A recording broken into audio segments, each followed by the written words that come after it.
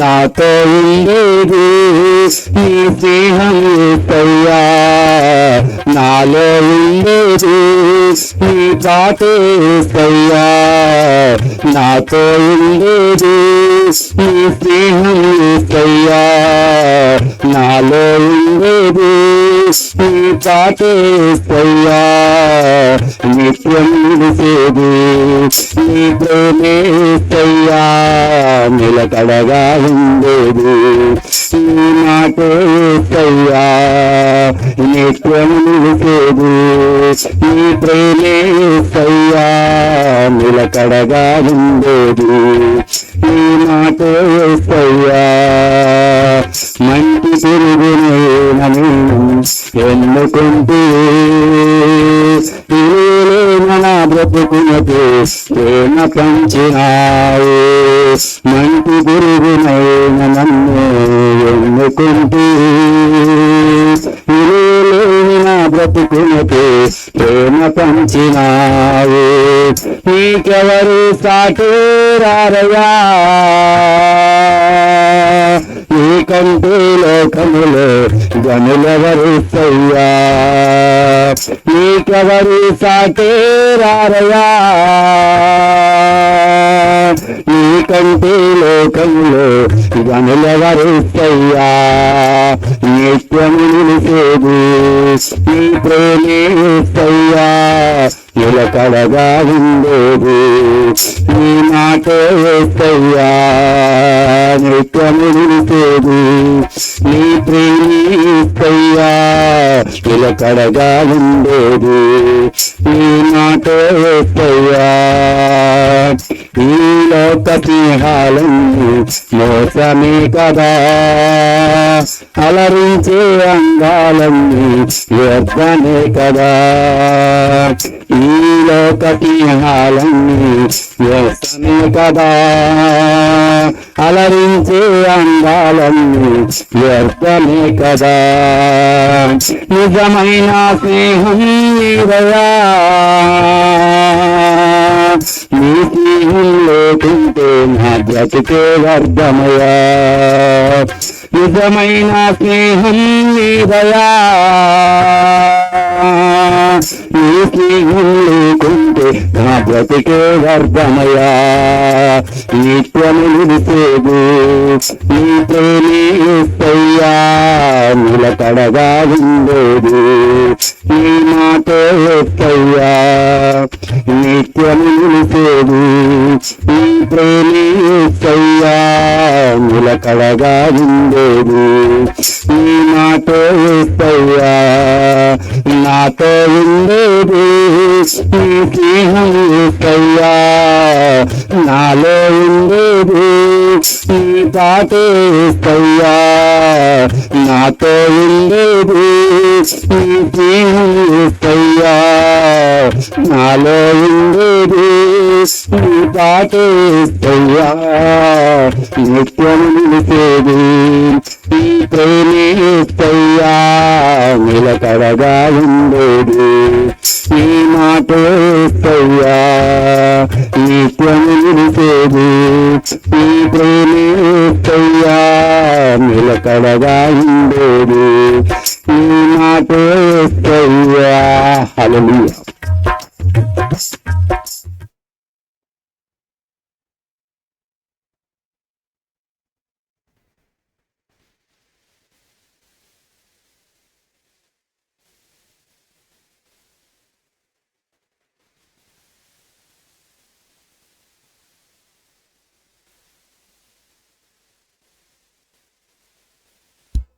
హల్లెలూయా. పాడనా?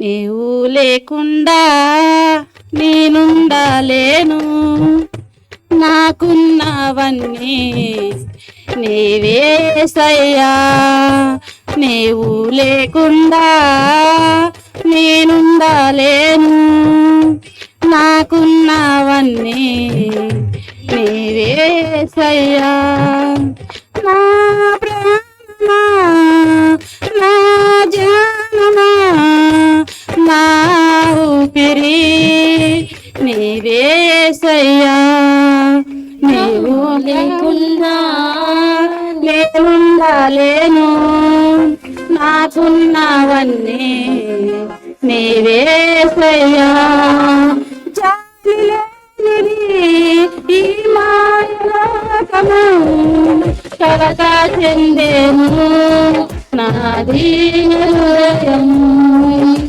జాలి లేనిది ఈ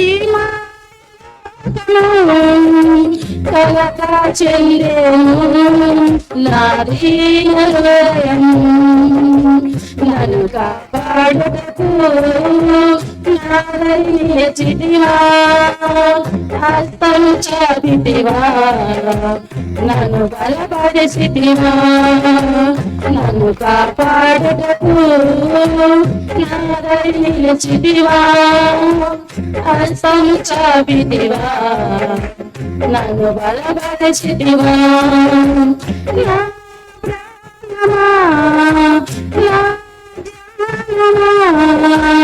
నా ఊపిరి నీవేసయ్యా నా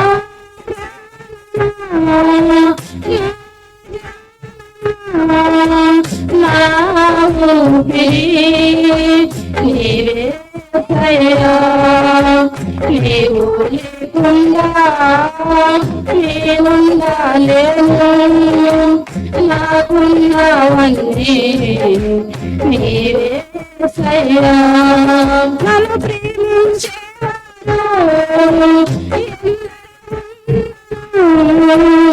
అందరూ వరకు నాతో ఉండరు నన్ను ప్రేమించేవారు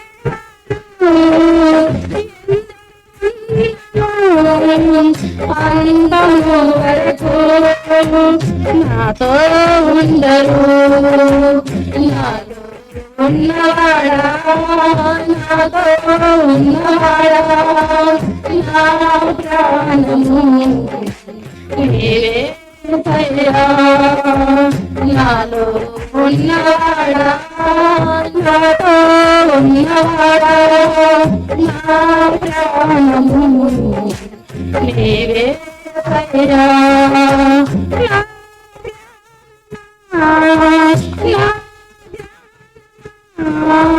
నా ఊపిరి నీవేసయ్యా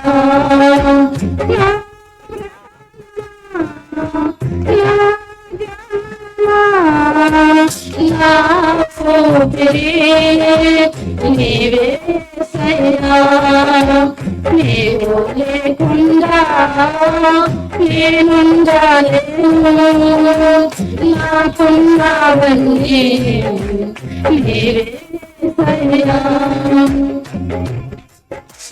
కన్ను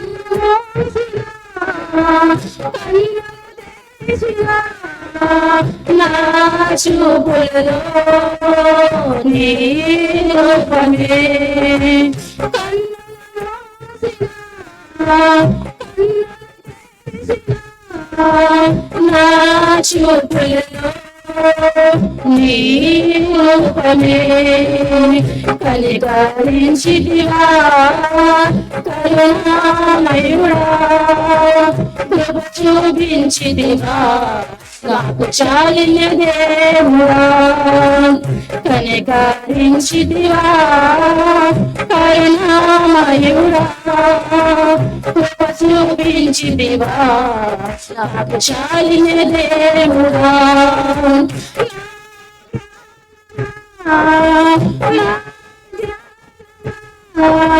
నా ఊపిరి నీవేసయ్యా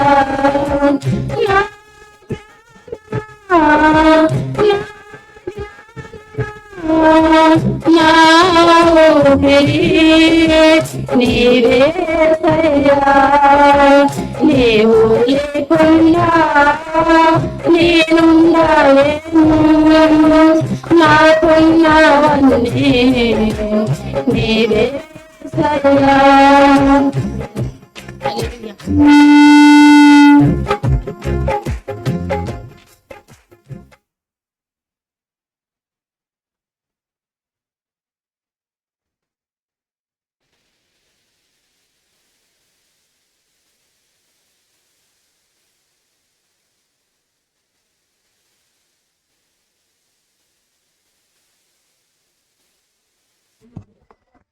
హల్లెలూయా. నీతో నా జీవితం సంతోషమే, నీతో నా అనుబంధం మాధుర్యమే, నీతో నా జీవితం సంతోషమే, నీతో నా అనుబంధం మాధుర్యమే. నా యేసయ్యా కృప చూపుచున్నావు వాత్సల్యపూర్ణుడవై, నా యేసయ్యా నడిపించుచున్నావు సృష్టి ప్రదాతవై.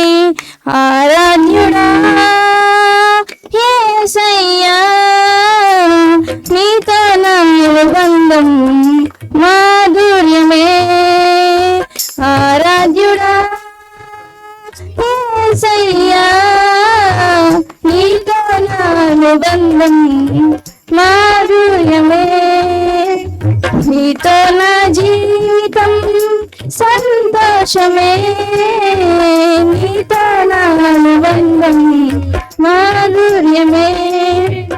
భీకర ధ్వని కల మార్గమునందు నన్ను ప్రేమించిన నా ప్రియుడు నీవు, భీకర ధ్వని కల మార్గమునందు నన్ను స్నేహించిన నా ప్రియుడు నీవు, కలనైన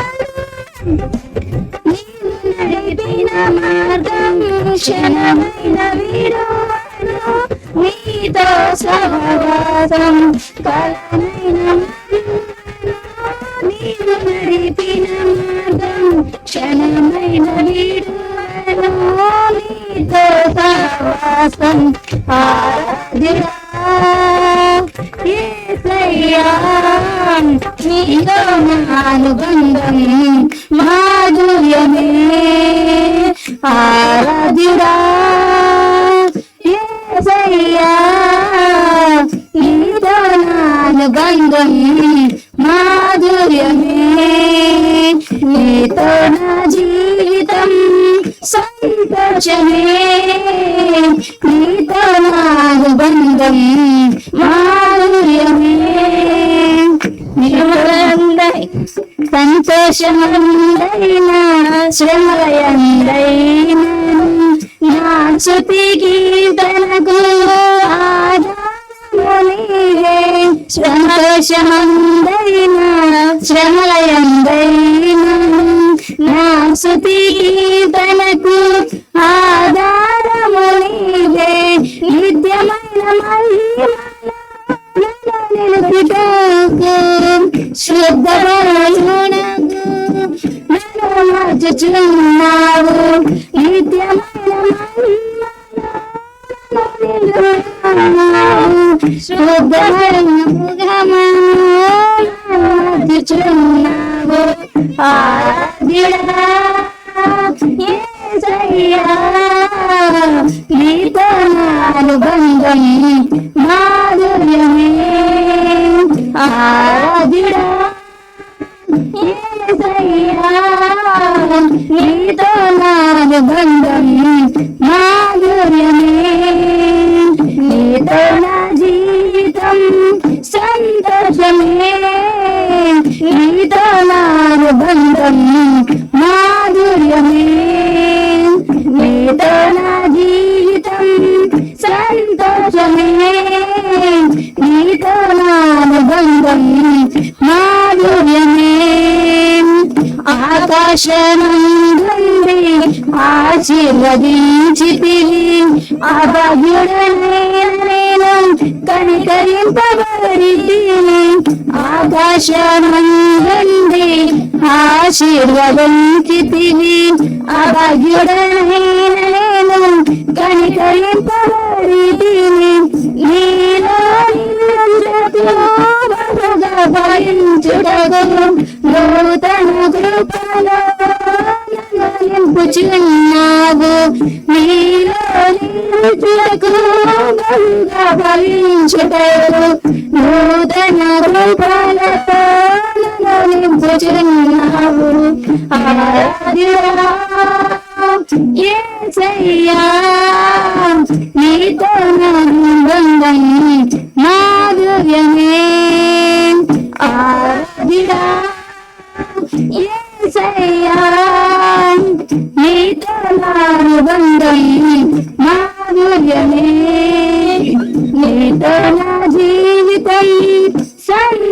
సంతోషమే నీతో నా అనుబంధం మాధుర్యమే నీతో నా జీవితం సంతోషమే నీతో నా అనుబంధం మాధుర్యమే నా యేసయ్యా కృప చూపుచున్నావు వాత్సల్య పూర్ణుడవై నా యేసయ్యా నడిపించుచున్నావు సృష్టి ప్రదాతవై ఆరాధ్యుడా యేసయ్యా నీతో నా అనుబంధం మాధుర్యమే ఆరాధ్యుడా యేసయ్యా నీతో నా అనుబంధం మాధుర్యమే. హల్లెలూయా.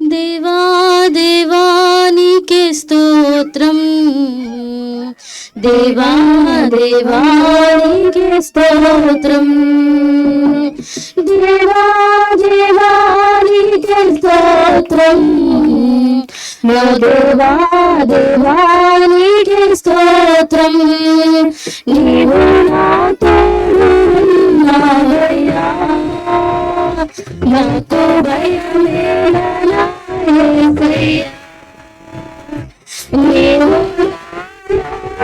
ఉన్నావయ్యా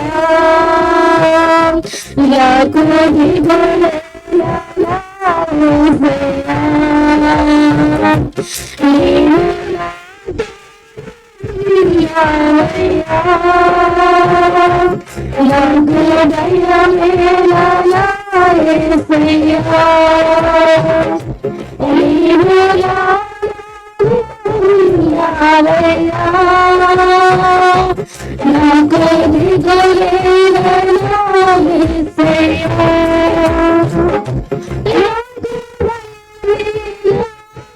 నాకు దిగులేలా నాకు నాకు భీతేలా నాకు నాకు దిగులేలా నాకు చింతేలా నాకు భీతేలా నీవు నాతో ఉన్నావయ్యా నాకు భయమేలా యేసయ్యా నీవు ఉన్నావయ్యా నాకు దిగులేలా యేసయ్యా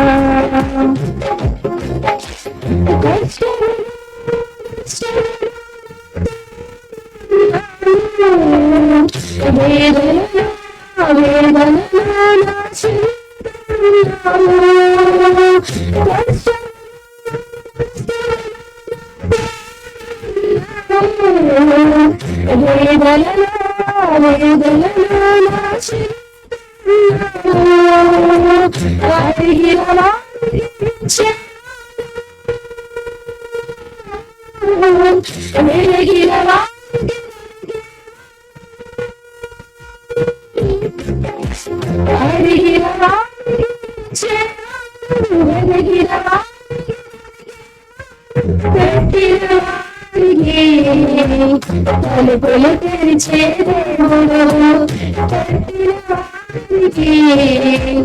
తలుపులు తెరిచే దేవుడు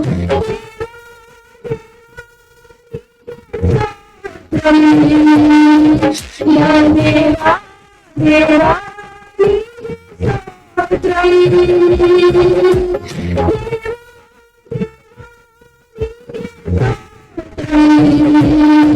నా దేవా దేవా నీవు నా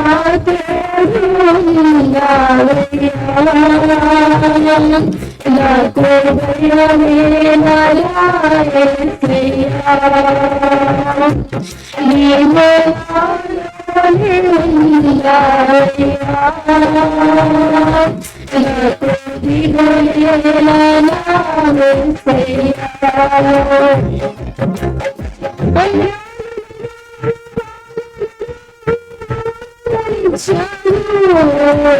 రక్షణలో సంరక్షకుడి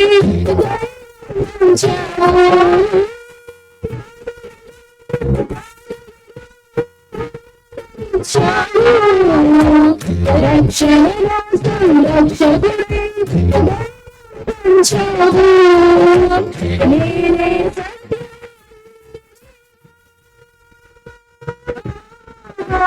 నేనే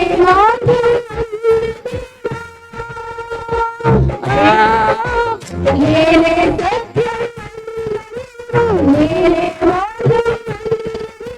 నేనే జీవము అని పలికిన దేవా నీవే జీవము అని పలికిన దేవా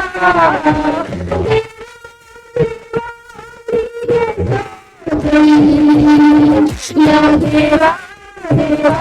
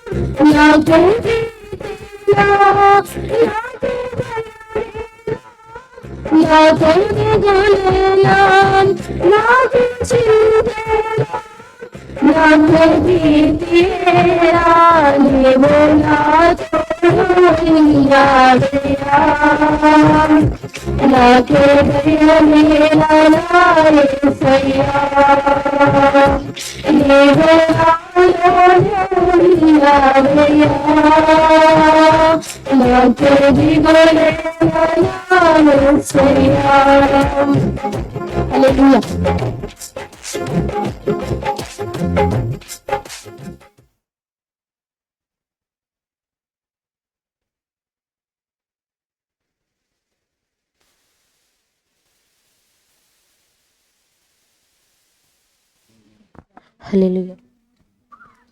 అన్ని నామముల కన్నా పైనామము యేసుని నామము. ఎన్ని తరములకైనా గణపరచదగిన క్రీస్తేసు నామము. అన్ని నామముల కన్నా పైనామము యేసుని నామము. ఎన్ని తరములకైనా గణపరచదగిన క్రీస్తేసు నామము. యేసు నామము సాతాను శక్తులు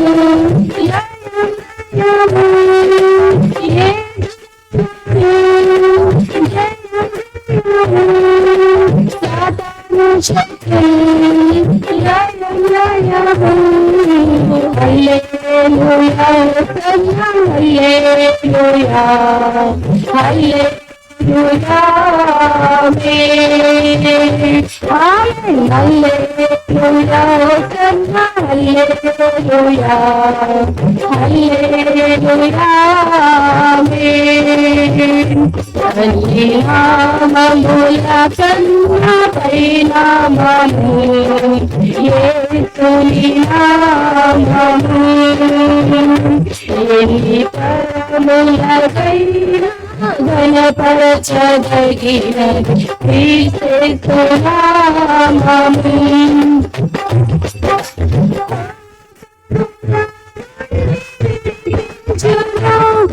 యేసుని నామము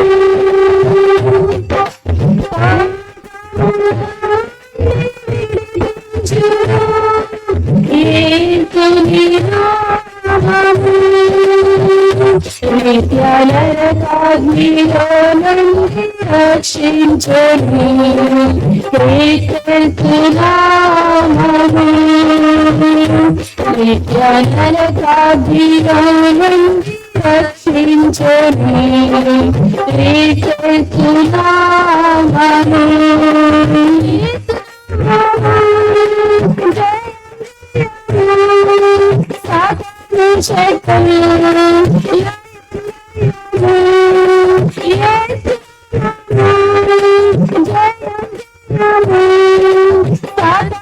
శక్తులు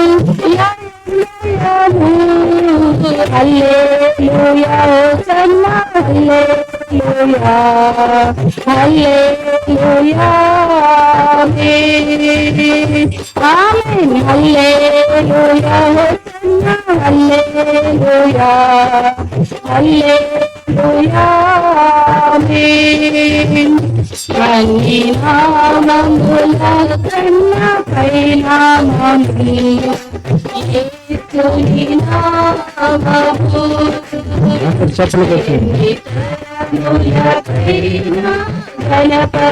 ఘనపరచదగినది క్రీస్తు నామము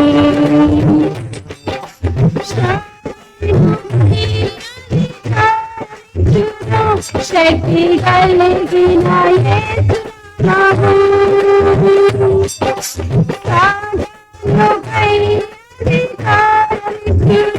శక్తి కలిగిన యేసు నామము శత్రు సమూహము జయమునిచన్ జయశీలైన యేసు నామము శత్రు సమూహము జయమునిచన్ జయశీలైన యేసు నామము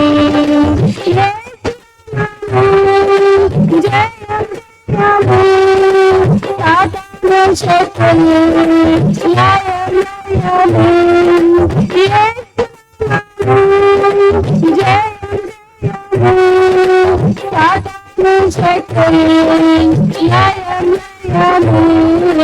హల్లెలూయా హోసన్నా హల్లెలూయా హల్లెలూయా ఆమేన్ ఆమేన్ హల్లెలూయా హోసన్నా హల్లెలూయా హల్లెలూయా ఆమేన్ అన్ని నామముల కన్నా పైనామము యేసుని నామము ఎన్ని తరములకైనా ఘనపరచదగినది క్రీస్తు నామము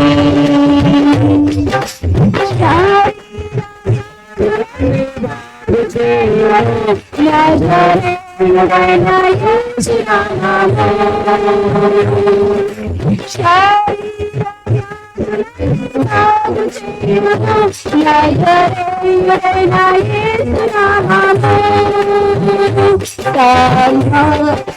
బాధలను తొలగించును అభిషేకుడైన క్రీస్తు నామము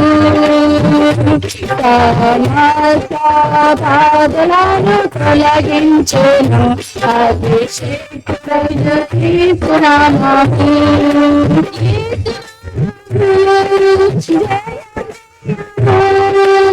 సాతాను శక్తులు న్యాయము యేసు సాతాను శక్తులు న్యాయము హల్లెలూయా హోసన్నా హల్లెలూయా హల్లెలూయా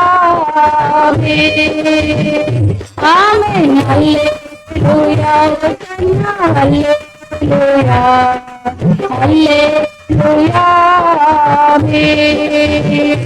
ఆయన నామముల కన్నా పైనామము యేసుని నామము ఎన్ని తరములకైనా కనపరచదగినది క్రీస్తు నామము అన్ని నామముల కన్నా పైనామము యేసుని నామము ఎన్ని తరములకైనా కనపరచదగినది క్రీస్తు నామము.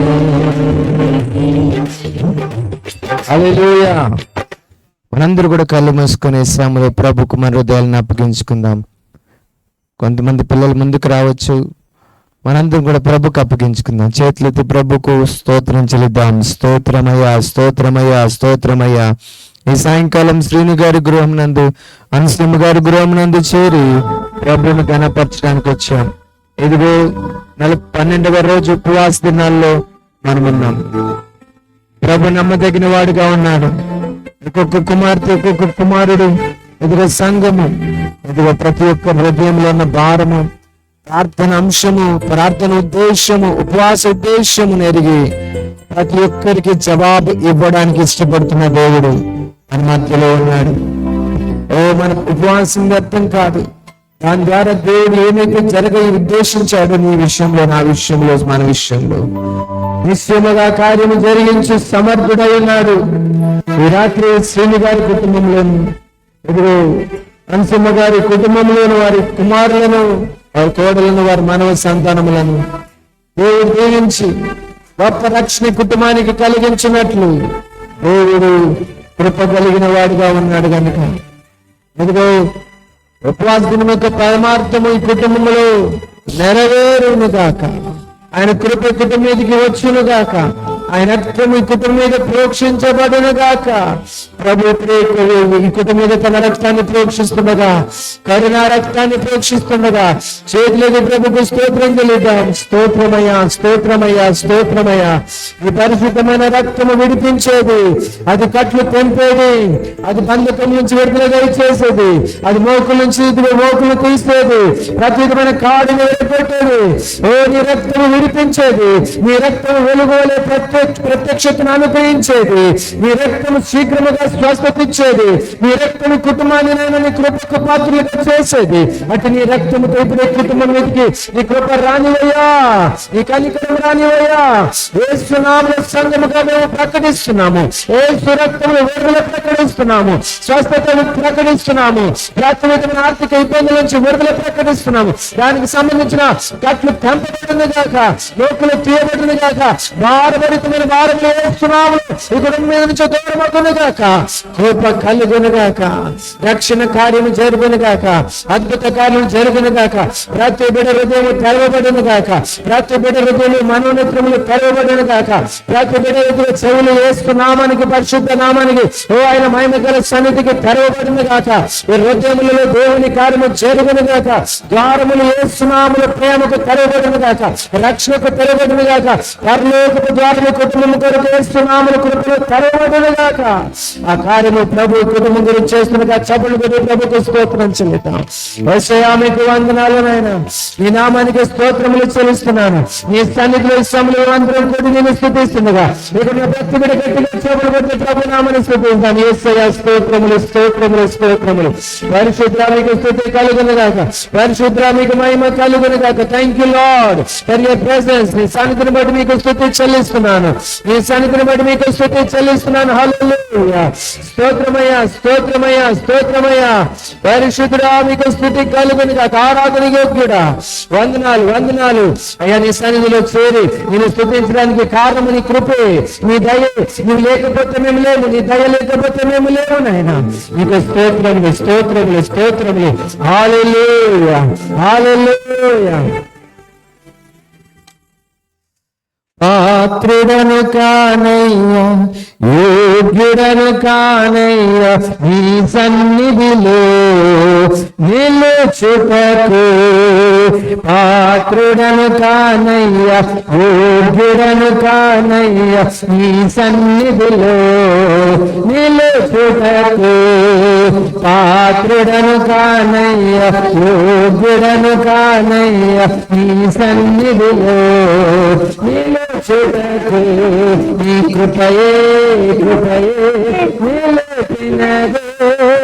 దయయే, దయయే స్థిరపరచినదే. కృపయే, కృపయే నిలిపినదే. దయయే, దయయే స్థిరపరచినదే.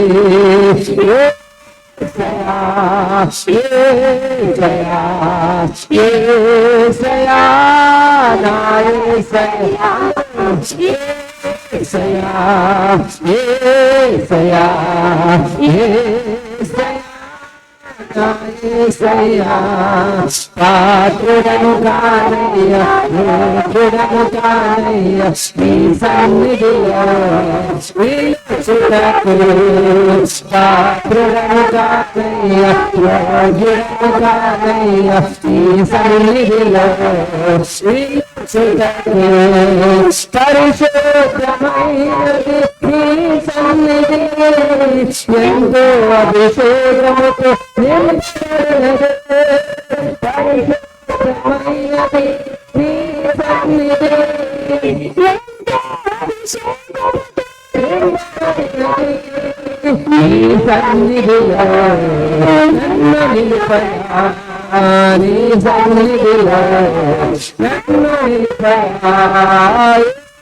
యేసయ్యా, యేసయ్యా, యేసయ్యా, యేసయ్యా, యేసయ్యా, యేసయ్యా, యేసయ్యా, నా యేసయ్యా. పాత్రుడను కానయ్యా, యోగ్యుడను కానయ్యా, నీ సన్నిధిలో నిలుచుటకు. పాత్రుడను కానయ్యా, యోగ్యుడను కానయ్యా, నీ సన్నిధిలో నిలుచుటకు. కృపయ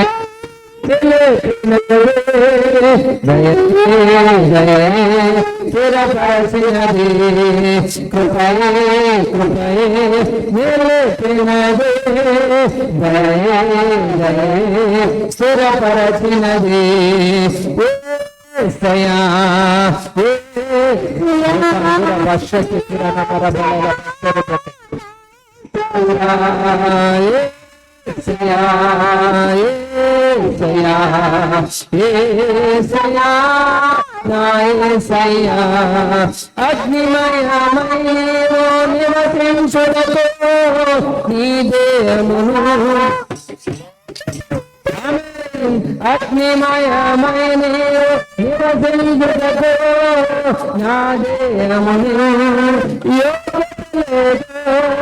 గ్రహించుమయా, నివసించుమయా, గ్రహించుమయా, నివసించుమయా.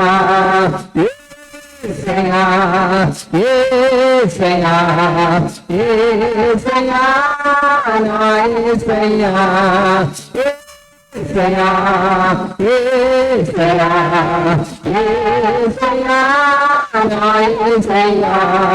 పాత్రుడను కానయ్యా, యోగ్యుడను కానయ్యా, నీ సన్నిధిలో నిలుచుటకు.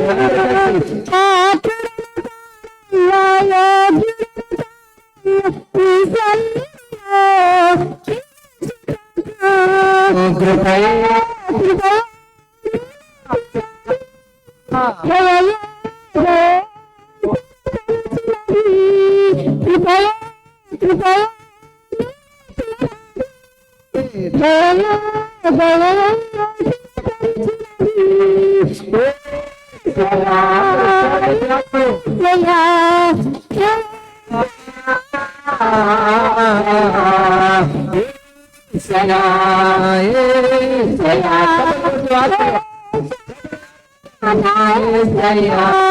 ప్రేమ స్వరూపిణి నీరు కమలాలు ప్రేమ స్వరూపిణి నీరు కమలాలు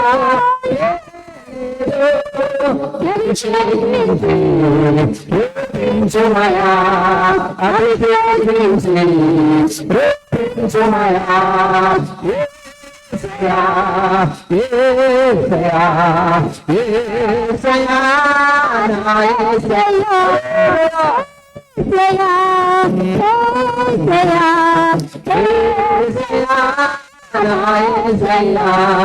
పాత్రుడన కానయ్య శ్రీ సన్నిధిలో నిలుచుటకు పాత్రుడన కానయ్య శ్రీ సన్నిధిలో నిలుచుటకు పాత్రుడను కానయ్య యోగ్యుడను కానయ్య శ్రీ సన్నిధిలో నిలుచుటకు పాత్రుడను కానయ్య యోగ్యుడను కానయ్య నీ సన్నిధిలో నిలుచుటకు కృపయే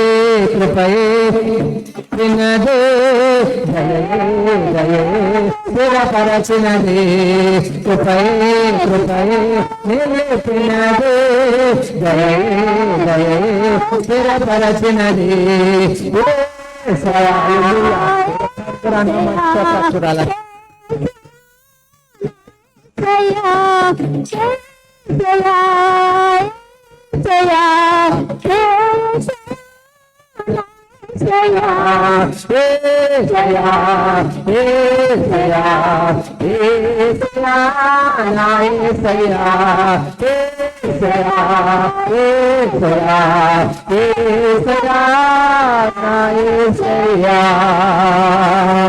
చేతులు తండ్రి కూడా అటు ప్రభుత్వ ఆరాధిద్దాం.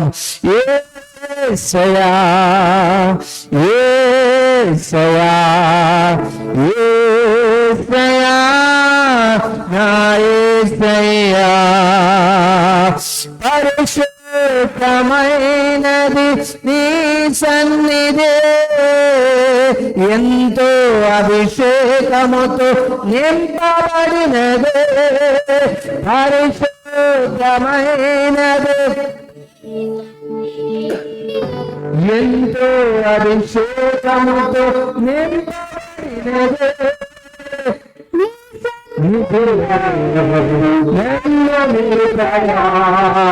నీ సన్నిధిలో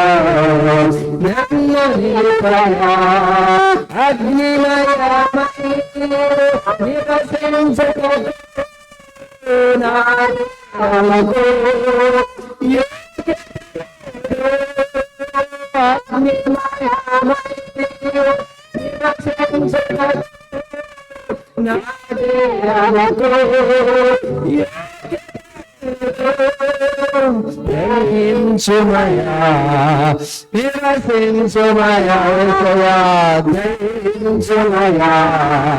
నివసించుమయా ప్రేమా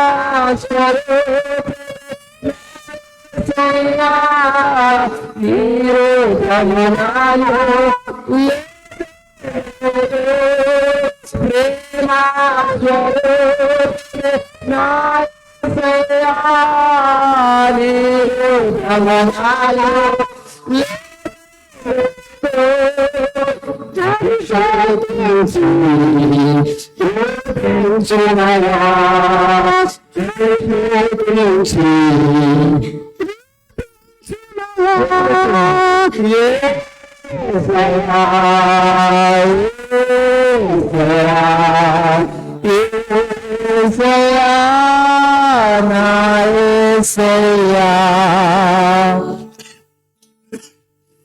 కుటుంబాన్ని దేవుడు బలపరిచినట్లు కుటుంబాన్ని దేవుడు విడిపించినట్లు కుటుంబంలో ప్రతి ఒక్కరికి సంపూర్ణమైన రక్షణ సంపూర్ణమైన స్వస్థత, సంపూర్ణమైన విడుదల.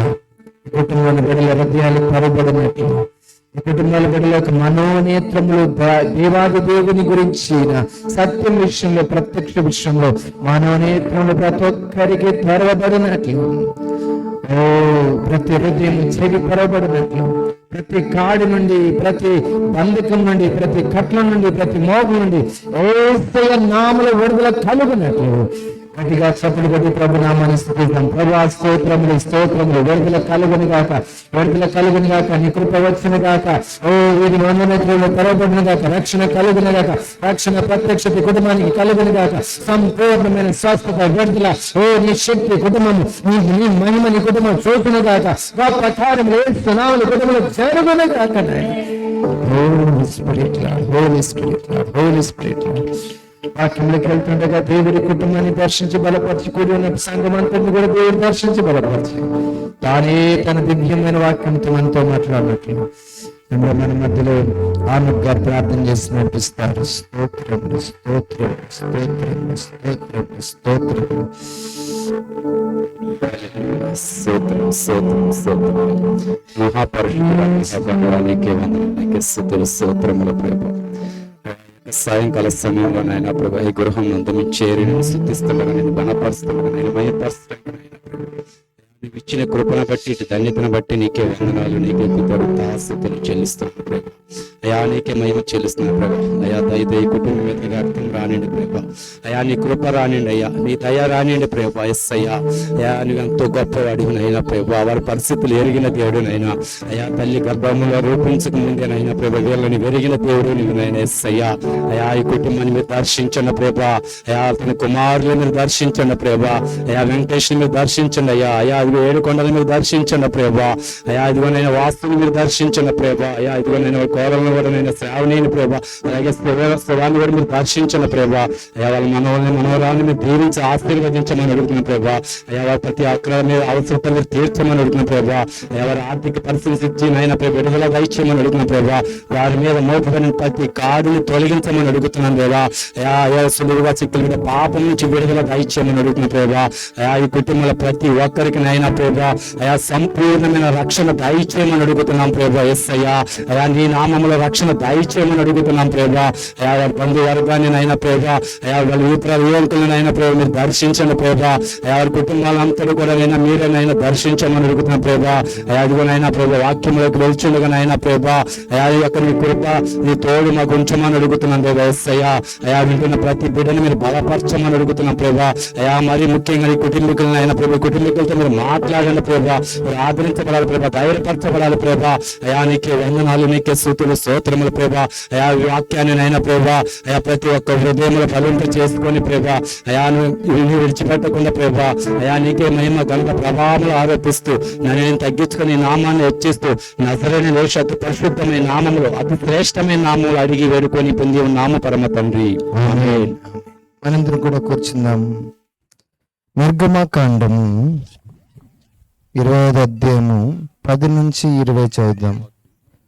ఇది బాగానే ఉందిగా. నిర్గమకాండము 25వ అధ్యాయము 10 నుంచి 20 చదువుదాం.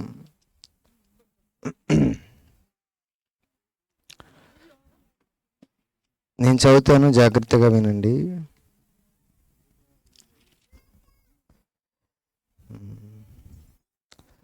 వారు తుమ్మకర్రతో ఒక మందసము చేయవలెను.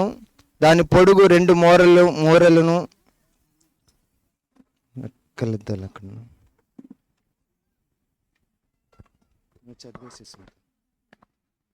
నిర్గమకాండము 25వ అధ్యాయము 10 నుంచి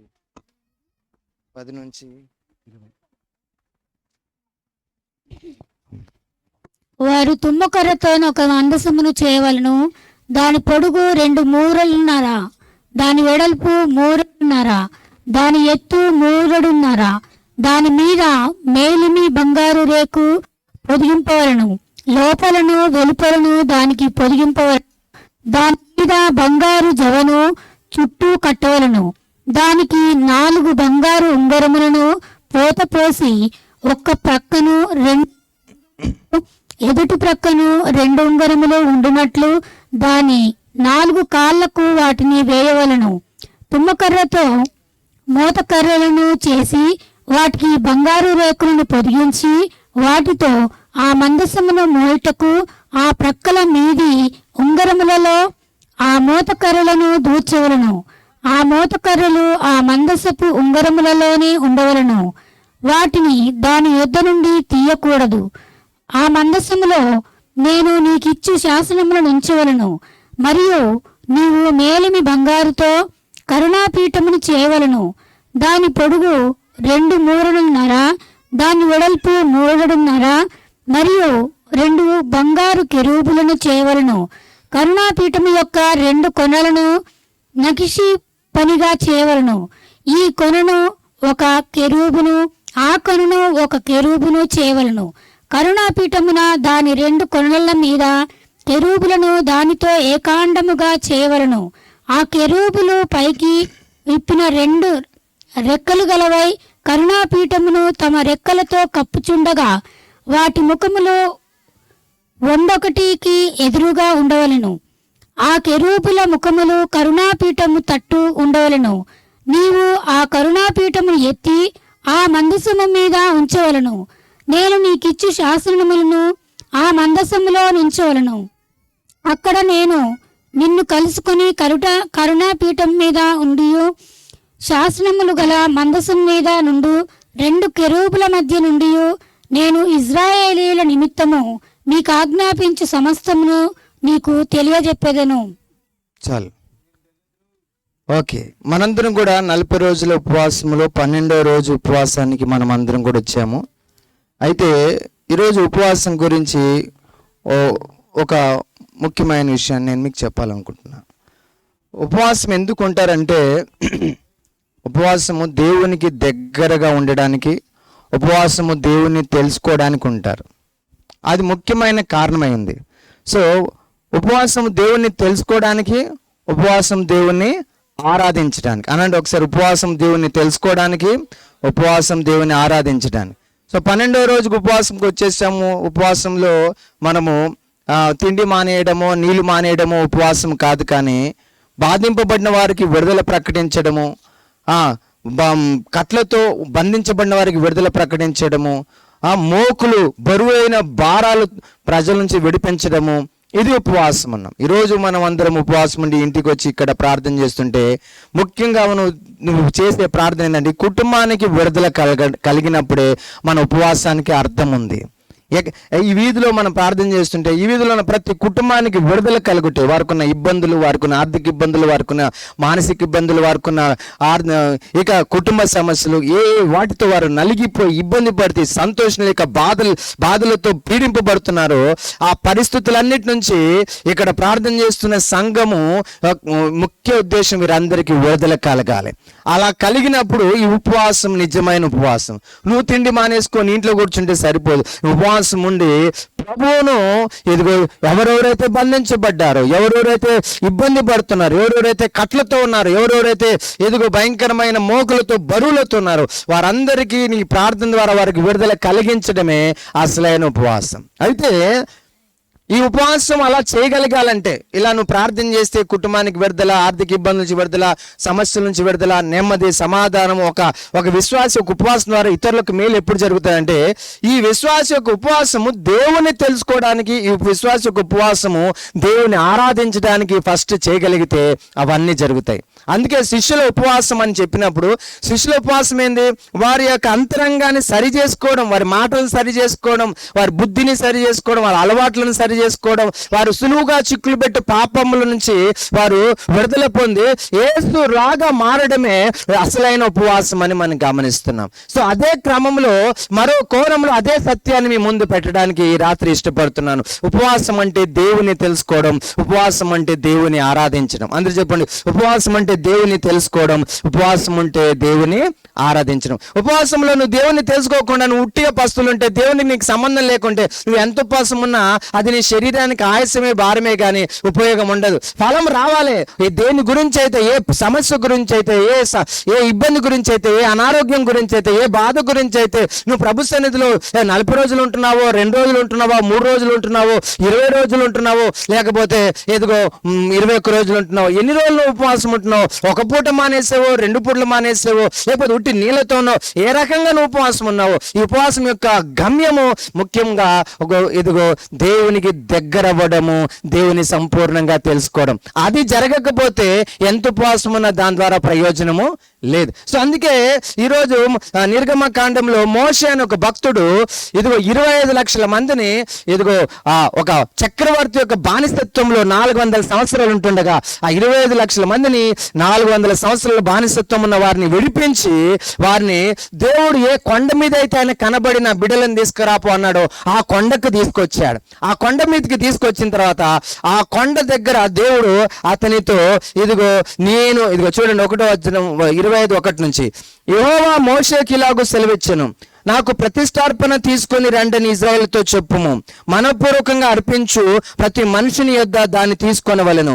మీరు వారి యొద్ద తీసుకొనవలసిన అర్పణ లేవనగా బంగారము, వెండి, ఇత్తడి, నీల ధూమ్ర రక్తవర్ణముల సన్నపు నార, మేఘ వెంట్రుకలు, ఎర్రపు రంగు వేసిన పొట్టేళ్ల తోళ్ళు, సముద్రవత్సల తోళ్ళు, తుమ్మకర్రలు, ప్రదీపమునకు తైలము, అభిషేక తైలము, పరిమళ ద్రవ్యములు, ధూపమునకు సుగంధ సంభారములు, లేత పచ్చ ఏఫోదునకును పతకమునకును చెక్కు రత్నములు అనునవే.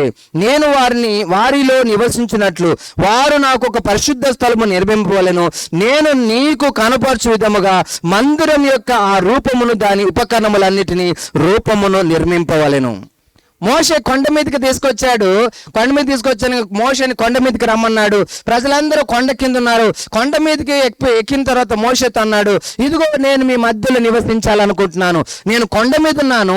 నేను కానీ కిందికి వస్తే మీరు నా అగ్నికి ఆహుతైపోతారు. ఎందుకంటే మీలో ఎవరు పరిశుద్ధులుగా లేరు. అయితే నేను మీ మధ్యలో ఉండాలంటే నాకు ఒక మందిరం కట్టు. ఆ మందిరం ఎలా కట్టాలో ఆ వివరాలన్నీ, ఏమేం వస్తువులు వాటిని వాడాలో ఆ లిస్ట్ అంతా చెప్తున్నాడు. నీ ప్రజలకు ఇదిగో బంగారము, వెండి, ఇత్తడి, ధూమ్ర రక్తవర్ణపుల సన్నపు నార, వెంట్రుకలు, అలాగే ఎరుపు రంగు వేసిన పొట్టేళ్లతో, సముద్రవత్సపుల తోళ్ళు, తుమ్మకర్ర. సో ఈ లిస్ట్ అంతా చెప్పి నేను ఒక నమూనా ఇస్తాను. ఆ నమూనా ప్రకారంగా వీటన్నిటిని వాడి ఒక మందిరం కట్టు.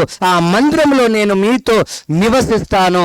మీరు నా చుట్టూ 25 లక్షల మంది జీవిస్తారు. నేను మధ్యలో మందిరంలో ఉంటాను అని చెప్పాడు. అయితే ఆ మందిరము ఎలా ఉందంట, 100 అడుగుల పొడుగు, అలాగే 30 అడుగుల వెడల్పు. అలాగే మందిరంలో చుట్టూ ఒక ఆవరణం ఉంది. అలాగే మందిరం ఆవరణంలో ద్వారం తెరవగానే లోపలికి వెళ్ళగానే ఒక బలిపీఠం ఉంది. ఆ బలిపీఠం దగ్గర మీ పాపం విషయంలో రక్తాన్ని చిందిస్తూ ఉండండి, బలులు అర్పిస్తూ ఉండండి అని చెప్తున్నాడు. అలాగే ఆ బలిపీఠాన్ని కొంచెం ముందుకు వెళ్తే గంగాలం ఉంది, ఇత్తడి గంగాలం. ఆ గంగాలంలో నీళ్లతో మీరు అర్పించిన బలులన్నిటిని చేతులను కడుక్కొని ఇప్పుడు లోపల 2 గదులు పెట్టండి. లోపల 2 గదులు పెట్టండి. ఆ 2 గదుల మొదటి గదికి వెళ్ళేటప్పటికి మీరు కడుక్కొని మంచిగా యాజకులు మాత్రమే దానిలోకి వెళ్ళాలి. దాంట్లో 3 ఉంటాయి. ఒకటి దీప వృక్షము, అలాగే 7 దీపాలతో ఒక వృక్షం తయారు చేయండి, బంగారంతో చేయండి. అలాగే ఒక బల్ల చేయండి, అది కూడా బంగారంతో చేయండి. దాని మీద 12 గోత్రాల యొక్క రొట్టెలు నైవేద్యంగా నాకు పెట్టండి అన్నాడు. ఆ తర్వాత ఇంకొంచెం లోపలికి వస్తే పెద్ద తెర ఒకటి ఉంటుంది, 4 ఇంచుల తెర అడ్డంగా ఉంటుంది. ఆ తెర ముందు మీరు ఏం చేస్తారంటే ఇది ఒక ధూప వేదిక, అది కూడా బంగారంతో ఉంటుంది. దాని మీద నేను చెప్పిన ద్రవ్యాలు మాత్రమే, సుగంధ ద్రవ్యాలు మాత్రమే వేయాలి. అక్కడ నిప్పులు, బలిపీఠం మీద బలి అర్పించిన తర్వాత ఆ బలిపీఠం మీద ఒక నిప్పు నేను ఆకాశం నుండి పంపిస్తాను. ఆ నిప్పు తప్ప ఇంకే నిప్పు వాడద్దు. ఆ నిప్పుతో బలులన్నిటినీ కాల్చివేయండి. అదే నిప్పు ఇక్కడ పెట్టండి. ఆ నిప్పు మీద మీరు ఆ ద్రవ్యాలు పోస్తుండగా ధూపము లేస్తూ ఉంటుంది. ఆ ధూపంతో నేను నెమ్మదిస్తూ ఉంటాను. ఆ తర్వాత మీరు లోపల గదికి వెళ్ళిన తర్వాత లోపల గదిలో ఎవరు రావద్దు. ఆ గదిలో నేను ఒక మందసం చేయండి. ఏం చేయండి? మందసం చేయండి. అదే మందసం గురించి ఇప్పుడు నేను చదివాను. ఏం రాయమన్నాడు, ఎలా చేయమన్నాడు అంటే తుమ్మకర్రతో ఒక మందసము చేయవలెను. ఏం చేయాలి? తుమ్మకర్రతో అది లోపల గదిలో ఉండాలి. అయితే దాని పొడుగు 2 మూరలన్నర ఉండాలి. ఎంత ఉండాలి పొడుగు? 2 మూరల. వెడల్పు 3 ఉండాలి. దాని ఎత్తు 3 ఎంత? 3.5 ఉండాలి. 3.5 కాదు, 3.5 అంతే, ఇంతే. ఇంకా ఏంటంట, దాని మీద మేలిమి బంగారు రేకు పొదిగింపవలను. తుమ్మక చెక్కతో మొత్తం ఆ డబ్బాలాగా ఒకటి చెయ్యి. 4 వరుసలు 4 చక్కగా ఒక డబ్బాని చేయి. ఆ చేసిన తర్వాత దాన్ని దేంతో పూతపోయమన్నాడు? బంగారు రేకుతో దాన్ని పొదిగించిన తర్వాత దాని మీద బంగారము జవను చుట్టూ కట్టవలెను. అంటే చాలా డిజైన్ చుట్టూ కట్టమంటున్నాడు. కట్టిన తర్వాత దానికి 4 బంగారు ఉంగరాలు తొడగమంటున్నాడు. ఎన్ని? 4 సైడ్లు, 4 మూలల్లో 4 బంగారు ఉంగరాలు తొడగమన్నాడు. తొడిగిన తర్వాత నా 4 ఉంగరాలకు మోత కర్రలు పెట్టమన్నాడు. ఆ మోత కర్రలు కూడా తుమ్మ చెక్కతో చేసి ఆ మోత కర్రలకు బంగారు పొదిగేసి ఆయన పెట్టమంటున్నాడు. మోత కర్రలు చేసిన తర్వాత దానికి 4 కాళ్ళు పెట్టమన్నాడు. మొత్తానికి ఆ డబ్బా అయిపోయింది. దాన్నే మందసం అన్నాడు. అయితే ఇప్పుడు ఏం చేయమన్నాడు తెలుసా? దాని మీద 13వ వచనం, తుమ్మకర్రతో మోతకర్రతో చేసిన వాటి బంగారు రేకులను పొదిగించి వాటితో ఆ మందసము మోయుటకు ఆ ప్రక్కల మీద ఉంగరములలో ఆ మోతకర్రలను దూర్చవలెను. ఆ మోతకర్రలు ఆ మందసపు ఉంగరములోనే ఉండవలెను. వాటిని దాని యొద్ద తీయకూడదు. ఎప్పుడు మోతకర్రలు దానికే ఉండాలి. ఎప్పుడు నేను బయలుదేరమంటే ఆ టైంలో మోతకర్రలను లేవీలు మోసుకుంటూ ఆ మందసాన్ని మోసుకుంటూ వెళ్ళాలి. ఎట్లుంటదంటే ఇదిగో ఈ డబ్బాలాగా ఉంటుంది, 4 పలకలుగా డబ్బాలాగా ఉంటుంది. ఈ సైడ్కి ఎక్కడో రింగులు, అక్కడో రింగు, అక్కడో రింగు, అక్కడో రింగు. ఈ రింగులకు చక్కగా మోతకర్రని, అటో మోతకర్రని ఇటో మోతకర్రని మోయమన్నప్పుడు ఆ మోతకర్రని లేవీలు మోసుకుంటూ అరణ్యములో ఎడారిలో ప్రయాణం చేస్తారు. ఆ మేఘం ఆగగానే వాళ్ళు ఆపేసేవారు, మందిరాన్ని కట్టేవారు. అదంతా కూడా డేరా లాగా ఉండేది. ఆ మందిరంలో అది లోపల పెట్టగానే దేవుని సన్నిధి దిగొచ్చేది. వారు క్షేమంగా ఉండేవారు. సో మొత్తానికి రాత్రి నేను ఈ మందసం గురించి ఎందుకు చెప్తున్నానో కొద్ది నిమిషంలో మీకు అర్థమైపోతుంది. అక్కడ చూడండి 16వ వచనం, ఆ మందసంలో నేను నీకు ఇచ్చు శాసనములు ఉంచవలెను. మోషేకి దేవుడు శాసనాలు ఇచ్చాడు, 10 ఆజ్ఞలు ఇచ్చాడు. ఆ మందసం లోపల ఆ శాసనాలు ఉంచమన్నాడు. ఇంకేముంచమన్నాడు ఆ మందసంలో? మరియు నీవు మేలిమి బంగారుతో కరుణాపీఠమును చేయవలెను. చూడండి, చక్కగా బల్లగా చేసావు, 4 చతురాస్కారకమైన ఆ బల్లని చేసావు, 4 ఉంగరాలు పెట్టావు, మోతకర్రలు పెట్టావు. అది మొత్తం తుమ్మకర్రతో చేసినప్పటికీ దాని అంత బంగారు రేకుతో పొదిగావు. చూస్తుంటే దగదగ బంగారం లాగా మెరుస్తుంది. ఇప్పుడు ఏం చేయమన్నాడు తెలుసా? ఆ తర్వాత దాని మీద కరుణాపీఠం ఒకటి చేయమన్నాడు. ఏం చేయమన్నాడు? కరుణాపీఠం. అది ఎట్లా చేయాలంట చూడండి. మరియు నీవు మేలిమి బంగారముతో అనండి. దేంతో చేయమన్నాడు? మేలిమి బంగారముతో కరుణాపీఠం చేయవలెను. దాని పొడుగు 2 మూరలున్నర, దాని వెడల్పు 3.5. మొత్తం కరెక్ట్గా ఆ టేబుల్ మీద ఎంత అయితే స్థలం ఉందో అంత కొలత ఇచ్చాడు. ఆ కొలత మేరకు ఆ ప్లేట్ అక్కడ ఉండాలి. తర్వాత ఏం చేయమన్నాడు? కరుణాపీఠం చేయమన్నాడు. ఆ తర్వాత ఏం చేయమన్నాడు? చదవండి. మరియు 2 బంగారు కెరూబులను చేయవలెను. ఇంకేం చేయమన్నాడు? బంగారు కెరూబులు. కెరూబులు అంటే దేవదూతలు. కెరూబులు అంటే దేవదూతలు. ఆ దేవదూతలకు ఏముంటాయి? రెక్కలు ఉంటాయి. సో నువ్వు బంగారముతో కెరూబులను చేయమన్నాడు, తుమ్మకర్రతో కాదు. తుమ్మకర్రతో చెక్కను చేయమన్నాడు, తుమ్మకర్రతో దాన్ని పొదుగుమన్నాడు. సో గమనించండి, తుమ్మకర్ర మనిషికి సాదృశ్యం. తుమ్మకర్రని ఎవరు ఇష్టపడరు, అది ముళ్ళు కుచ్చుకునేది. మనిషి ఇదిగో పాముకు కొరల్లో ఉంటుంది, తేలుకు తోకలు ఉంటుంది, మనిషికి నిలువల్ల విషయం. తుమ్మ చెక్కగా అక్కడ ఉంది. అది ఎప్పుడు ప్రతి చోట మూలలో ఉంటుంది. నువ్వు పట్టుకునేటప్పుడు చాలా జాగ్రత్తగా. మనుషులు కూడా అలా ఉంటుంది. సో అటువంటి తుమ్మ చెక్కను ఏం చేయమన్నాడు? దాని ముళ్ళును తీసేశాడు, దాని బెరడును తీసాడు, శుభ్రంగా చేశాడు. మన జీవితాన్ని కడిగి ఆయన ఏం చేస్తున్నాడంట? బంగారు పూత అంటే దైవత్వంతో నింపుతున్నాడు. యేసునందు విశ్వాసం ఉంచినప్పుడు నీ పాపమును విడిచి నువ్వు ఎవరిని దర్శించుకుంటున్నావు? యేసుని ధరించుకుంటున్నావు, దైవత్వముతో నింపబడుతున్నావు. అలాంటి నీవు మందసం లాంటి వాడు నడవన్నమాట. అయితే నీ మీద ఏం పెట్టమంటున్నాడు? కరుణాపీఠం పెట్టమంటున్నాడు. చేతులు ఎత్తి ప్రభుకు స్తోత్రం చెప్పాలి. ఆ కరుణాపీఠం దేంతో చేయమంటున్నాడు? మేలిమి బంగారంతో చేయమంటున్నాడు. దేంతో చేయమంటున్నాడు? మేలి బంగారము దేనికి సాదృశ్యం అంటే దైవత్వానికి సాదృశ్యం. దేనికి సాదృశ్యం? దైవత్వానికి. సో బంగారం అనగానే దైవత్వానికి, బంగారం అనగానే పరిశుద్ధతకు. బంగారం దేనికి? పరిశుద్ధ. సో పరిశుద్ధతకు అలాగే అది దైవత్వానికి సాదృశ్యం. సో ఇప్పుడు ఆ కరుణాపీఠంని చేయమన్నాడు.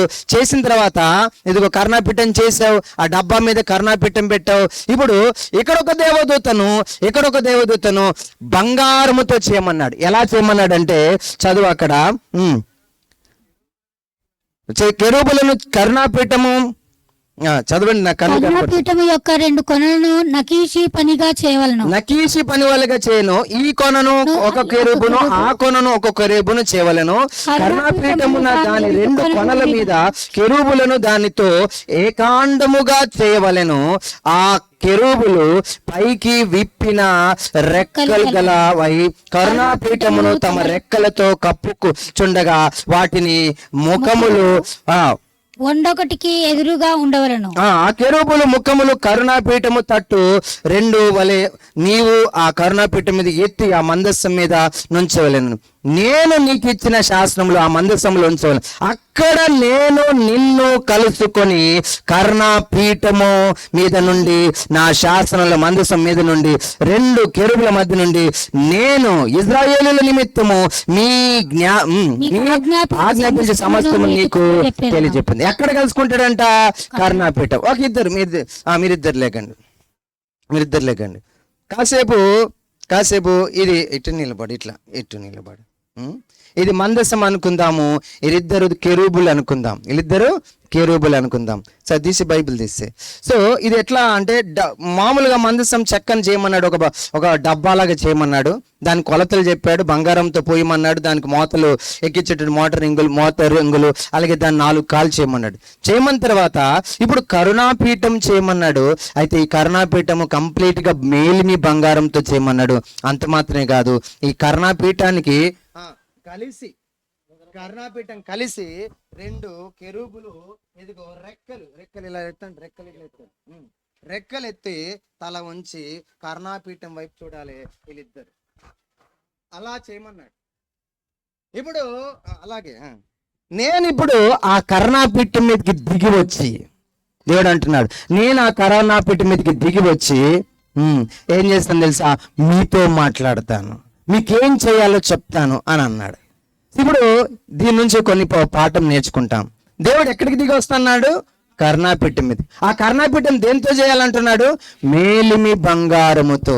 ఈరోజు ఉపవాసం అంటే దేవుణ్ణి తెలుసుకోవడము, ఉపవాసం అంటే దేవుణ్ణి ఆరాధించడం.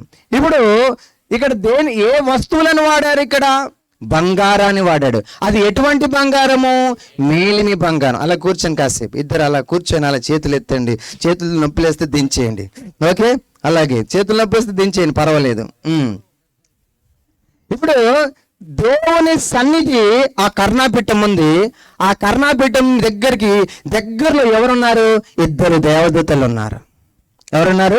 2 దేవదూతలు ఉన్నారు. సో దేవుని సన్నిధికి నువ్వు దగ్గరగా ఉండాలంటే నువ్వు దేంతో ఉండాలని అర్థం? అక్కడ బంగారముతో చేయబడాలి. నువ్వు అక్కడ ఆ బంగారం ఏ బంగారం అన్నాడు? మేలిమి బంగారముతో. మేలిమి బంగారము దేనికి సాదృశ్యం అంటే పరిశుద్ధ జీవితానికి సాదృశ్యం. చెప్పండి, దేనికి సాదృశ్యం? ఏదో ఒక బంగారం అనొచ్చు కదా, అలా అనలేదు. మేలిమి బంగారం. సరే, వీళ్ళకి మేలిమి బంగారం ఎక్కడి నుంచి వచ్చింది? ఆ అరణ్యంలో వారు రాజు నుంచి బయటకు వచ్చేసారు, ఆ దేశం నుండి బయటకు వచ్చారు. దారిలో ఎర్ర సముద్రం వచ్చింది, ఎర్ర సముద్రం దాటారు. ఎర్ర సముద్రం దాటిన తర్వాత అంతా ఎడారి అరణ్యంలో బంగారం ఎక్కడి నుంచి వచ్చిందంటే వీరు ఆ దేశం నుంచి బయలుదేరేటప్పుడే దేవుడు వారికి బంగారం ఇచ్చి పంపించాడు. ఇప్పుడు ఆ బంగారం అంతటిని ఎవరికి ఇచ్చాడు? మోషేకి ఇచ్చాడు. ఇప్పుడు ఆ మోషే ఆ బంగారం తీసుకొని ఏం చేశాడు తెలుసా? దాన్ని అగ్నిలో పుటం వేశాడు. హల్లెలూయా. ఇప్పుడు మేము కంచర్లకు మీరు ఏదైనా కేడిఎం బంగారం కాకుండా 916 కేడిఎం అని ముద్ర లేకుండా ఏదైనా బంగారం పోయి కొనడానికి పోయారనుకో, రింగు లేకపోతే చైను ఏదైనా కొనడానికి పోయారనుకో, పోగానే దాని బరువును బట్టి రేట్ చెప్పేస్తారు. 8,000 అంటారు, 10,000 అంటారు. ఒక నెల తర్వాత అదే బంగారాన్ని పోయి అక్కడ కేడిఎం లేదు, ఆల్ మార్క్ లేదు, అదే బంగారం పోయి అమ్ముతా అంటే నువ్వు 9,000 కొన్నా నీకు 2,000కే దాన్ని ఏం చేస్తాడు అతను తిరిగి కొంటాడు. అదే కేడిఎం 916 కేడిఎం అని ఉన్నట్లయితే నువ్వు ఎంత కొన్నావో అంతకు మరలా తిరిగి నీకు డబ్బులు ఇచ్చేస్తాడు. నువ్వు ఎంత కొన్నావో మరలా అంతకే నువ్వు అమ్ముకోవచ్చు. సో ఇప్పుడు ఇట్లాంటి బంగారం కాదు. ఎట్లాంటి బంగారము కర్ణాపిట్టని చేయమన్నాడు, ఎట్లాంటి బంగారముతో ఈ కెరూబులను చేయమన్నాడు? మేలిమి బంగారము 24 క్యారెట్స్. అయితే ఒక బంగారము మేలిమిగా మారాలంటే, ఆ బంగారము 24 క్యారెట్స్ గా మారాలంటే ఆ బంగారంకి ఏం కావాలి? ఆ బంగారము అగ్నిలో పుట్టము వేయబడాలి. హల్లెలూయా. సో ఏదైనా మేలిమి బంగారం ఉంటే దానికి ఖచ్చితంగా ఏముంటది? విలువ ఎక్కువ ఉంటుంది. సో విలువైన బంగారము, అలాగే అదే 24 క్యారెట్ల బంగారము వాడమన్నాడు ఈ బంగారు ప్లేట్కి, కరుణాపీఠానికి, అలాగే ఈ కెరూబులకు. ఈ రాత్రి గమనించండి, ఈ బంగారము దేనికి సాదృశ్యంగా మనకు కనబడుతుందంటే పరిశుద్ధతకు. చెప్పండి, దేనికి? పరిశుద్ధతకు. మోషేకి దేవుడు చెప్తున్నాడు, ఆ కరుణాపీఠం మీద ఉండే ఈ 2 కెరూబులు ఎవరికి అట్టిట్టున్నారు తెలుసా? నా సన్నిధి దిగి రాబోతుంది. నా సన్నిధి దిగి రాబోతుండగా నా సన్నిధిలో అటు ఇటు ఉండేవాడు ఎలా ఉండాలి తెలుసా? మేలిమి బంగారం ఉండాలి. అంటే పరిశుద్ధంగా ఉండాలి. పరిశుద్ధంగా ఉండువాడికే నా సన్నిధిలో నేను ఉండనిచ్చుదును. హల్లెలూయా. ప్రస్తుతం ఈ రోజు దేవుని సన్నిధిలో మనం పరిశుద్ధంగా ఉండడానికి మాకు ఒకటే ఒక ఆధారం ఇప్పుడు ప్రస్తుతం ఏం తెలుసా? యేసయ్య రక్తము. ప్రతి ఘోర పాపమును కడుగును మన యేసయ్య రక్తము. ప్రతి ఘోర పాపమును కడుగును మన యేసయ్య రక్తము. మన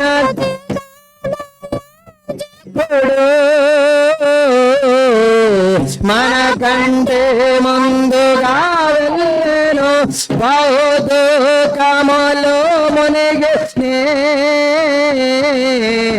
చెమట రక్తము రామారే యేసు రక్తము రక్తము రక్తము యేసు రక్తము రక్తము రక్తము నిష్కలమైన రక్తము నిష్కలంకమైన రక్తము యేసు రక్తము రక్తము రక్తము యేసు రక్తము రక్తము రక్తము. హల్లెలూయా. ఆ దేవుని తెలుసుకున్న వారు ఆ దేవునికి దగ్గరగా రావాలంటే వారు పరిశుద్ధంగా ఉండాలి. సో దేవుని దగ్గరికి రావడము పరిశుద్ధత అవసరం కాబట్టి హృదయ శుద్ధి గల వారు దేవుని చూస్తారు. శుద్ధి లేకుండా ఎవరు దేవుని దగ్గరికి చేరలేరు. విశ్వాసం లేకుండా దేవుని సంతోషపెట్టలేరు. ఒకటి విశ్వాసము ప్రభు మీద, రెండోది పరిశుద్ధత.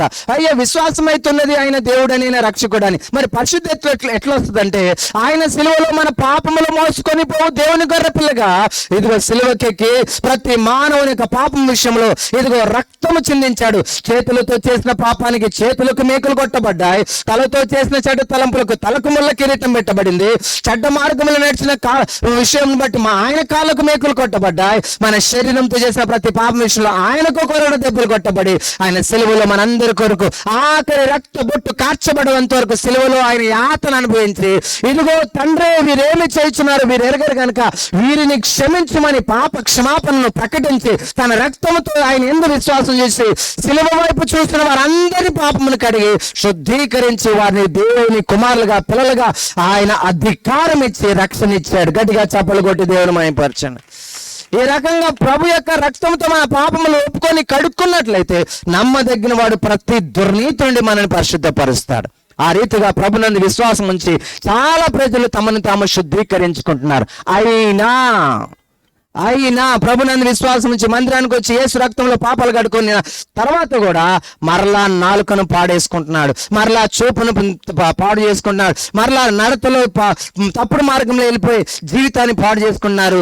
ప్రభు సన్నిధికి అలాగే వచ్చేస్తున్నారు. కానీ ప్రభు అంటాడు, నా దగ్గరకు వచ్చేవారు ఎలా ఉండాలంట? పరిశుద్ధంగా ఉండాలి. దేవునికి స్తోత్రం చెప్పు. నేను ఆ కరుణాపీఠం మీద దిగి రాబోతున్నాను. అయితే ఆ కెరూబులు ఎలా ఉండాలి? మేలిమి బంగారంతో ఉండాలి. నువ్వు నా మందిరానికి వస్తే నువ్వు సరి చేసుకొని రావాలి. అందుకే ప్రభు సన్నిధిలో ఈ 40 దినాల ఉపవాసం దేని కొరకంటే ఆయనను తెలుసుకొని ఆయనకి దగ్గరగా వచ్చి ఆయనను ఆరాధించడానికి, దాని కొరకు నిన్ను నువ్వు కడుక్కునే ప్రక్రియ ఈ ఉపవాస ప్రార్థన. ప్రభుకు స్తోత్రం చెల్లిద్దాం. సో మొత్తానికి ఇప్పుడు ఇవి మేలే. మీ చేతులు నొప్పలేదే, దించే నాన్న, దించే జై దించే. ఈ 2 కెరూబులు కానీ ఆ ప్లేట్ కానీ ఎలా ఉండాలి? మేలిమి బంగారము వలె ఉండాలి. దాని చేత అవి చేయబడాలి. అయితే గమనించండి, మేలిమి బంగారము ఎక్కడి నుంచి దొరుకుతుంది? మన యొక్క మోషే గారికి ఆ అరణ్యంలో వాళ్ళు ఇచ్చిన బంగారం ఏం చేశాడంటే పెద్ద పెద్ద బట్టీలు చేసి ఆ బట్టీల్లో నిప్పు పెట్టేసి ఆ బంగారాన్ని ఆ పాత్రలలో ఆ బంగారాన్ని వేసి దాన్ని కరిగిస్తా ఉన్నాడు. హల్లెలూయా. ఏం చేస్తున్నాడు? కరిగిస్తా ఉన్నాడు. దేవుని మహిమ కలుగును గాక. ఈ కెరూబులు ప్రార్థన చేసే ప్రతి విశ్వాసికి సాదృశ్యంగా ఉన్నారు. అయితే వీరు ఇక్కడ ఏం చేస్తున్నారంట? చేతులు రెక్కలు చాచి యెహోవాని ఏం చేస్తున్నారు? ఆరాధిస్తున్నారు. యేసునందు విశ్వాసం నుంచి వారు ఏం చేస్తున్నారు? ఆ యేసేని భక్తి చేస్తున్నారు, ఆ యేసేని పూజిస్తున్నారు, యేసేని ఆరాధిస్తున్నారు. సో ఆరాధించేవారు ఎలా ఉండాలంట? యథార్థంగా ఉండాలి. ఆరాధించేవారు ఎలా ఉండాలి? పరిశుద్ధంగా ఉండాలి. యేసు రక్తంతో కడగబడ్డా పరిశుద్ధపరచబడ్డా మంచిదే, కానీ ఇంకా బంగారం లాంటి వ్యక్తిగా నువ్వు మారాలి. మేలిమి బంగారం లాంటి పరిశుద్ధత నీకు రావాలంటే ఇదిగో అక్కడ మోషే ఏం చేస్తున్నాడు తెలుసా? దాని అగ్నిలో పుటం వేస్తున్నాడు. గట్టిగా చప్పులు కొట్టి దేవుని మహిమపరచాను. అగ్నిలో ఎంత వేడి పెరిగితే ఆ బంగారం ఏమైపోతుంది? నీళ్ళలాగా కరిగిపోతుంది. కరిగిపోయిన వెంటనే ఏమొస్తుంది? ఆ పైన ఏదో కొంత మలినము అలా పేరుకుంటూ వస్తుంది. అది నల్లగా రావడము, ఏదో రంగులో రావడము. ఆ మలినాన్ని ఆ కంసాలు ఏం చేస్తాడు? దాన్ని తీసేస్తా ఉంటాడు, వేడి చేస్తూ ఉంటాడు, మలినం బయటకు వస్తూ ఉంటుంది. ఫస్ట్ పైనది వచ్చేస్తుంది, ఆ తర్వాత లోపలిది వచ్చేస్తుంది. ఇట్లా పెట్టగానే పైన తుప్పంతా ఊడొచ్చేస్తుంది, దాన్ని పక్కకు తీసేస్తాడు. ఇంకా వేడి చేస్తూ ఉంటే లోపల ఉన్న మలినమంతా కూడా బయటకు వచ్చేస్తుంది. దేవుని మహిమ కలుగును గాక. దేవుడు నిన్ను అగ్ని అనే శ్రమలతో, ఆయన రక్తంతో కడుక్కున్నా మంచిదే, అయినాను ఇంకా మేలిమి బంగారంగా ఉండట్లేదు. ఇప్పుడు ఆయన శ్రమలతో, ఆయన కొన్ని కష్టాలతో, కొన్ని శ్రమలు వంటి అగ్నితో నేను ఏం చేస్తాడు తెలుసా? నీలో ఉన్న పై మలినమును అలాగే లోపల ఉన్న మలినమును ఆయన తీసేసి నేను ఏం చేస్తాడు తెలుసా? పరిశుద్ధంగా చేయడం మొదలు పెడతాడు. దేవుని మహిమ కలుగును గాక. నువ్వు ఆయన సన్నిధిలో చూడండి, ఆయన సన్నిధిలో ఎవరున్నారు? బంగారముతో ఉన్నవారు ఉన్నారు.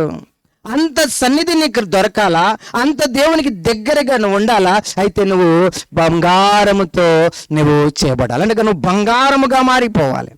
ఆయన నిన్ను శ్రమలతో ఏం చేస్తుంది తెలుసా? ఒక్కొక్కరికి ఒక రకమైన కష్టం, ఆర్థిక ఇబ్బంది, కుటుంబ సమస్యలు, ఇంట్లో సమస్యలు, బయట సమస్యలు, రకరకాల సమస్యలు, రకరకాల బాధలతో నువ్వు బాధపడుతున్నావు. యేసుని నమ్ముకున్న తర్వాత కూడా దేని కొరకు అదంతా దేవుని విషయంలో అనుమతిస్తున్నాడు. ఆయన 1 పేతురులో అంటాడు, మీ విశ్వాసమును అమూల్యపరచుటకు అవసరం బట్టి కొన్ని రోజులు మీకు శ్రమలు కలుగును.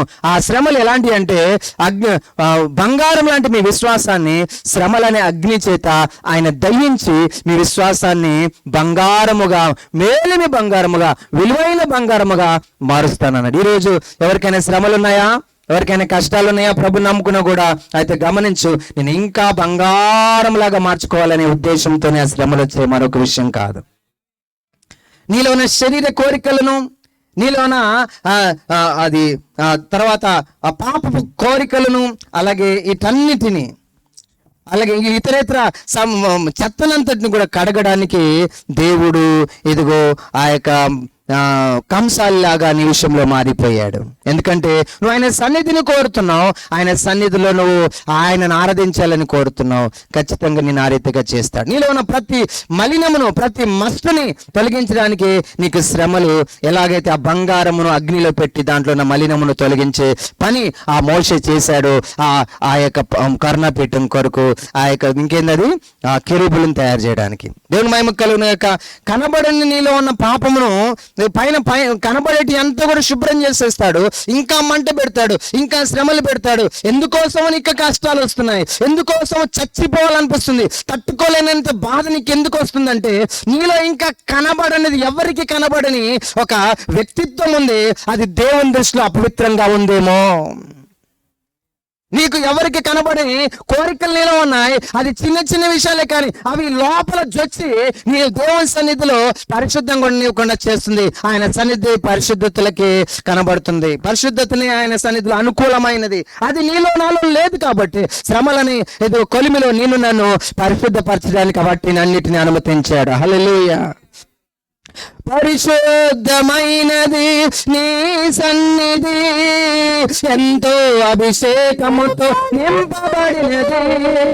పరిశుద్ధమైనది నీ సన్నిధి, ఎంతో అభిషేకముతో నింపబడినది. నీ సన్నిధిలో నన్ను నిలుపయా, నీ సన్నిధిలో నన్ను నిలుపయా. ఈరోజు కృపతోనే వచ్చేస్తావు, కానీ నిజంగా నీకు ఆ కోరుకుంటే ఆ సన్నిధిలోకి నువ్వు రావాలంటే నువ్వు ఖచ్చితంగా ఎలా ఉండాలి? పరిశుద్ధంగా ఉండాలి. ఆ పరిశుద్ధంగా మేలిమి బంగారం వంటి పరిశుద్ధత నీ కలుగు నిమిత్తమే శ్రమల వంటి అగ్ని నీ జీవితంలో అనుమతించబడింది. గట్టిగా చప్పట్లు కొట్టగలవా? కొట్టే పరిస్థితి కాదది. అయితే దేవుడు మోషేకి దేవదూతలను ఏం చేయమన్నాడు? కరుణాపీఠమును ఏం చేయమన్నాడు? బంగారముతో చేయమన్నాడు. ఎందుకు? దేవదూతలు అటొక్కడు ఇటొక్కరు, మధ్యలో కరుణాపీఠం, ఇటన్నిటిని కలిపి చేయమన్నాడు, కలిపి పొద్దు చేయమన్నాడు. అయితే కరుణాపీఠాన్ని ఏమో నకీషి పనితో చేయమన్నాడు. ఎంతో నకీష్. చదవండి ఆ మాట. 25 అధ్యాయము 16 నుంచి, నిర్గమకాండం 25 అధ్యాయం 16 నుంచి. ఆ మందసములో నేను నీకు ఇచ్చు శాసనములను ఉంచవలను, మరియు నీవు మేలిమి బంగారుతో కరుణాపీఠమును చేయవలను. దాని పొడుగు 2 మూరడున్నర, దాని వెడల్పు 3 మూరడున్నర, మరియు 2 బంగారు కెరూబులను చేయవలను. కరుణాపీఠము యొక్క 2 కొనలను నకీషి పనిగా చేయవలను. నకీషి పనిగా చేయవలను. నకీషి పని అంటే దానిని గట్టిగా కుట్టుకుంటూ చెక్కుకుంటూ చేసేదన్నమాట. మామూలుగా మూళ్ళల్లో పెట్టేసి ఒకదాన్ని అలా ఆ బంగారపు నీరుని అలా పోయగానే కాసేపు ఆరగానే అదొక రూపం వచ్చేస్తుంది. అలా చేయొద్దంట. ఖచ్చితంగా నువ్వు నకీషి పని అంటే చేయితో కుట్టుకుంటూ చేయమంటున్నాడు. దేవుని మహిమ కలుగును గాక. హల్లెలూయా. దానికంటే ముందు వాటిని ఎందుకు అంత మేలిమి బంగారంతో చేయమన్నాడు? ఎందుకు తెలుసా? అక్కడ ఎవరు కూర్చోబోతున్నారు? దేవుడు కూర్చోబోతున్నాడు. సో నేను కూర్చోబోతున్నాను కాబట్టి నేను ఎక్కడైతే ఉండాలో అక్కడ చాలా మేలిమి బంగారముగా ఉండాలి. అయితే ఇక్కడ క్వశ్చన్, ఏది మేలిమి బంగారం అని ఒక కంసాలి ఇది మేలిమి బంగారం అని ఎట్లా నిర్ధారిస్తాడు? మేలిమి బంగారాన్ని ఎలా నిర్ధారిస్తాడు చెప్పండి? ఇది 24 క్యారెట్స్ గోల్డ్ అని దేన్ని బట్టి? ఇప్పుడంటే టెక్నాలజీ వచ్చింది, ఇప్పుడంటే ఏంటంటే ఇప్పుడంటే అదేమంటారు మెషిన్స్ వచ్చేసాయి కాబట్టి మెషిన్ తోటి ఈజీగా ఇది ఇన్ని క్యారెట్లు, ఇది ఇన్ని క్యారెట్లు అని చెప్పొచ్చు. హాల్ మార్క్ లేకపోతే అసలు మనకు తెలియదు. అయితే ఇప్పుడు ఆ దినంలో మేలిమి బంగారం అంటే ఒక కంసాలి దేన్ని బట్టి అది మేలిమి బంగారముగా దాన్ని ఎంచాడు చెప్పండి? బాగా మండిస్తేనా, బాగా మరిగిస్తేనా, పెద్ద పెద్ద వేడి పెంచడం వలన, దేని వల్ల అంటే అక్కడ మామూలుగా ఈ రీతిగా చాలా మంది చెప్తా ఉంటారు. ఎప్పుడు ఒక కంసాలు ఏం చేస్తాడంటే దాన్ని వేడి చేస్తా ఉంటాడు. దాంట్లో ఆ మలినం అంతా బయటికి వస్తూ ఉంటుంది. తీస్తూ ఉంటాడు. మొత్తానికి ఇంకా ఏమి లేని పరిస్థితిలోకి ఆ యొక్క అంటే ఏ చెత్త, ఏ మలినం, ఏ మట్టి, ఏ తుప్పు లేని పరిస్థితికి మొత్తం ఆ బంగారపు మరుగుతున్న ఆ నీళ్ళ వల్లే మారిన బంగారము ఆ యొక్క పాత్రలో ఉంటుంది అనమాట. అది అలాగా మరుగుతూ ఉంటుంది. ఇప్పుడు ఇది మేలిమి అని ఇప్పుడు నిర్ధారణకు వస్తారంటే ఆ కాలుతున్న నీళ్ళ వల్లే మారిన ద్రవ పదార్థముగా మారిన ఆ బంగారము వైపు తన ముఖాన్ని పెడితే ఆ బంగారములో ఇతనికి తన ముఖం కనబడాలి. ఇతనికి ఏం కనబడాలి? ఆ ముఖం కనబడాలి. గమనించండి, నువ్వు ఎప్పుడు మేలేమో తెలుసా, నిన్ను దేవుడు చూసినప్పుడు దేవుడు నీలో కనబడాలి. అది అసలైన పరిశుద్ధతకు అల్టిమేటం. దేవుడు నిన్ను చూసినప్పుడు నీకు దేవుడు నీలో కనబడాలి. అప్పుడు నువ్వు పరిశుద్ధంగా ఉన్నట్టు. ఒకసారి పరీక్షించుకో ఈ రాత్రి. అగ్నిమయం ప్రేమ స్వరూపివి నా యేసయ్యా, నీ రూపం నాలో లేనే లేదు. ప్రేమ స్వరూపివి నా యేసయ్యా, నీ రూపం నాలో లేనే లేదు. అభిషేకించి రూపించుమయా, అభిషేకించి రూపించుమయా. యేసయ్యా, యేసయ్యా, యేసయ్యా, నా యేసయ్యా. ఈ రాత్రి వాక్యం వింటున్న నీవు ఒకసారి గమనించు. యేసు ప్రభు నమ్ముకున్న రక్తంతో కడబడ్డావు. నేనేంటో అనుకుంటున్నావేమో, కానీ దేవుని సన్నిధిలో నీవు అర్హమైన పాత్రగా బహు సమీపమైన సన్నిధిలో, అగ్నిమయమైన సన్నిధిలో నువ్వు నిలబడాలంటే నువ్వు పరిశుద్ధంగా ఉండాలి. అయితే నీవు పరిశుద్ధత ఎప్పుడు నీవు పరిశుద్ధుడుగా ఉన్నావు. ఆయన దృష్టిలో ఎప్పుడు పరిశుద్ధుడు అంటే ఆయన నిన్ను చూసినప్పుడు ఆయన నీలో తనను తాను చూసుకోగలిగినంత పరిశుద్ధత, ఆయన రూపం నీలో ఉండాలి. ఒక్కసారి పరీక్షించుకో. నీ నాలుక ఆయనలాగా మాట్లాడుతుందా? నీ చూపు ఆయనలాగా చూస్తుందా?